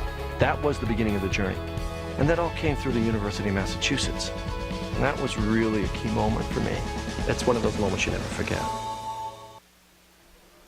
Back in the broadcasting booth, Matt Meisenbacher with John Skudris. The final 4-2 Skidmore. They scored 3 unanswered in the third period. And Matt, as we get the final stats here, a beautiful day for both goalies through the first 2 and change. Beacons outshot Skidmore 45-33. 43 saves from Kazel. He played very, very well. There was I don't want to say a goaltending controversy, but definitely a goaltending question mark going into this game. We saw both goaltenders warming up as if they were the starter in warm-ups. Kiesel got to go and really played extremely well. I mean, 45 shots is true to form for the Beacons. I think the difference being this was a 2-2 game. This was a pretty even hockey game, and there's definitely room for improvement with probably both clubs, just knowing the Beacons more. I think they played a little bit better last night, but it's a learning opportunity, a learning experience for them, and they need to learn these lessons early on in the season, John, as opposed to later. That they do, and obviously, like you said, a young team. This is the first time Jordan Bustard's been on the bad end of a hockey game at Beaconville, and he can't hang his head in shame. He played really well, made some phenomenal saves. In the end, though, Brandon Kazel, who now, after shutting out St. Anselm in the opener, has stopped, if I'm getting my math right, 71 of 73 shots to begin his collegiate career. Keep an eye on him. Difference maker, especially with the way the Skidmore team is played. They really matched the Beacons. One of their assets is their speed, and I think Skidmore did a great job in matching that speed throughout the game, creating some opportunities on the rush, and relying on their goaltender to make those saves. Throughout the night, he was able to stop the things that he saw and the secondary opportunities when they were there. So, great effort by Kiesel tonight. Beacons definitely walk out of this one with their coming out of here with, instead of a 4-point weekend, a 2-point weekend, and I think definite room for improvement. Your 3 stars of the game, Anthony Bird, your number 1 star. Your number 2 star, Brandon Kazel, and number 3, Albee Daley, who did have a goal and 2 assists today for UMass Boston, who falls by the final score of 4-2. Let's take a look now at the NEHC scoreboard. UMass Boston losing today, which is going to affect them in the standings because Babson College triumphs over Castleton. Babson continues to streak towards the top of the standings. Meanwhile, the Cadets of Norwich hold off the Pilgrims of NEC by the final score of 4-3, and the Hawks of St. Anselm avenge that shutout from last week against Kazel and these visiting Skidmore Thoroughbreds with a 4-0 victory over St. Michael's College. We look now around Beaconville and give you one more recap at how it all wrapped up here on a Saturday afternoon. It was a hot and cold afternoon for Beaconville sports. The women's hockey team beating St. Michael's 2-1. The volleyball team falling 3-1 to Tufts University. And the men's soccer team shutting out Keene University in the first round of the NCAA tournament by a score of 3-0. Let's look ahead at what's coming up next week for the UMass Boston men's team. You see here they'll be at home for a couple of games. Matt Meisenbacher will have you for that one next week, as the Beacons taking on Daniel Webster and Southern Maine Friday night and Saturday afternoon. It's going to be critical for the Beacons to bounce back. Without question. You can't allow one loss to multiply into 2 and 3 and 4 losses, and before you know it, you're out of the top echelon of not only the division but the country. I think they'll definitely review this. Coach Bly will definitely want to look at the tape for this game. I think it's a check mark to where they're at. You come into the season, you win your first 3 games by, quite honestly, lopsided amounts. You might think that it's going to be a cakewalk, but not the case. This conference is very difficult. You can see a lot of close-scoring games with the out-of-town scoreboard, and this Skidmore team, watch out. They're a force to be reckoned with this year. I'd love to, as always, thank our production team for making this possible. UMass Boston and the Beacons Broadcasting Network, thanking Seth Orensky, our producer, our directors, Anthony Searles and Alex Carasudo. Our camera operators, Roxanne Vento, Charlie Hughey, and Gigi Braga, and of course, my partner in crime, Matt Meisenbacher. The Beacons lose by a final score of 4-2. They fall to 3-1 overall, 1-1 in the NEHC, and Skidmore College improving to 3-2 and 3-1 in conference with the 4-2 win. For everyone involved, I am John Skudris. Good night, good luck, and good hockey. We'll see you next time on the Beacons Broadcasting Network.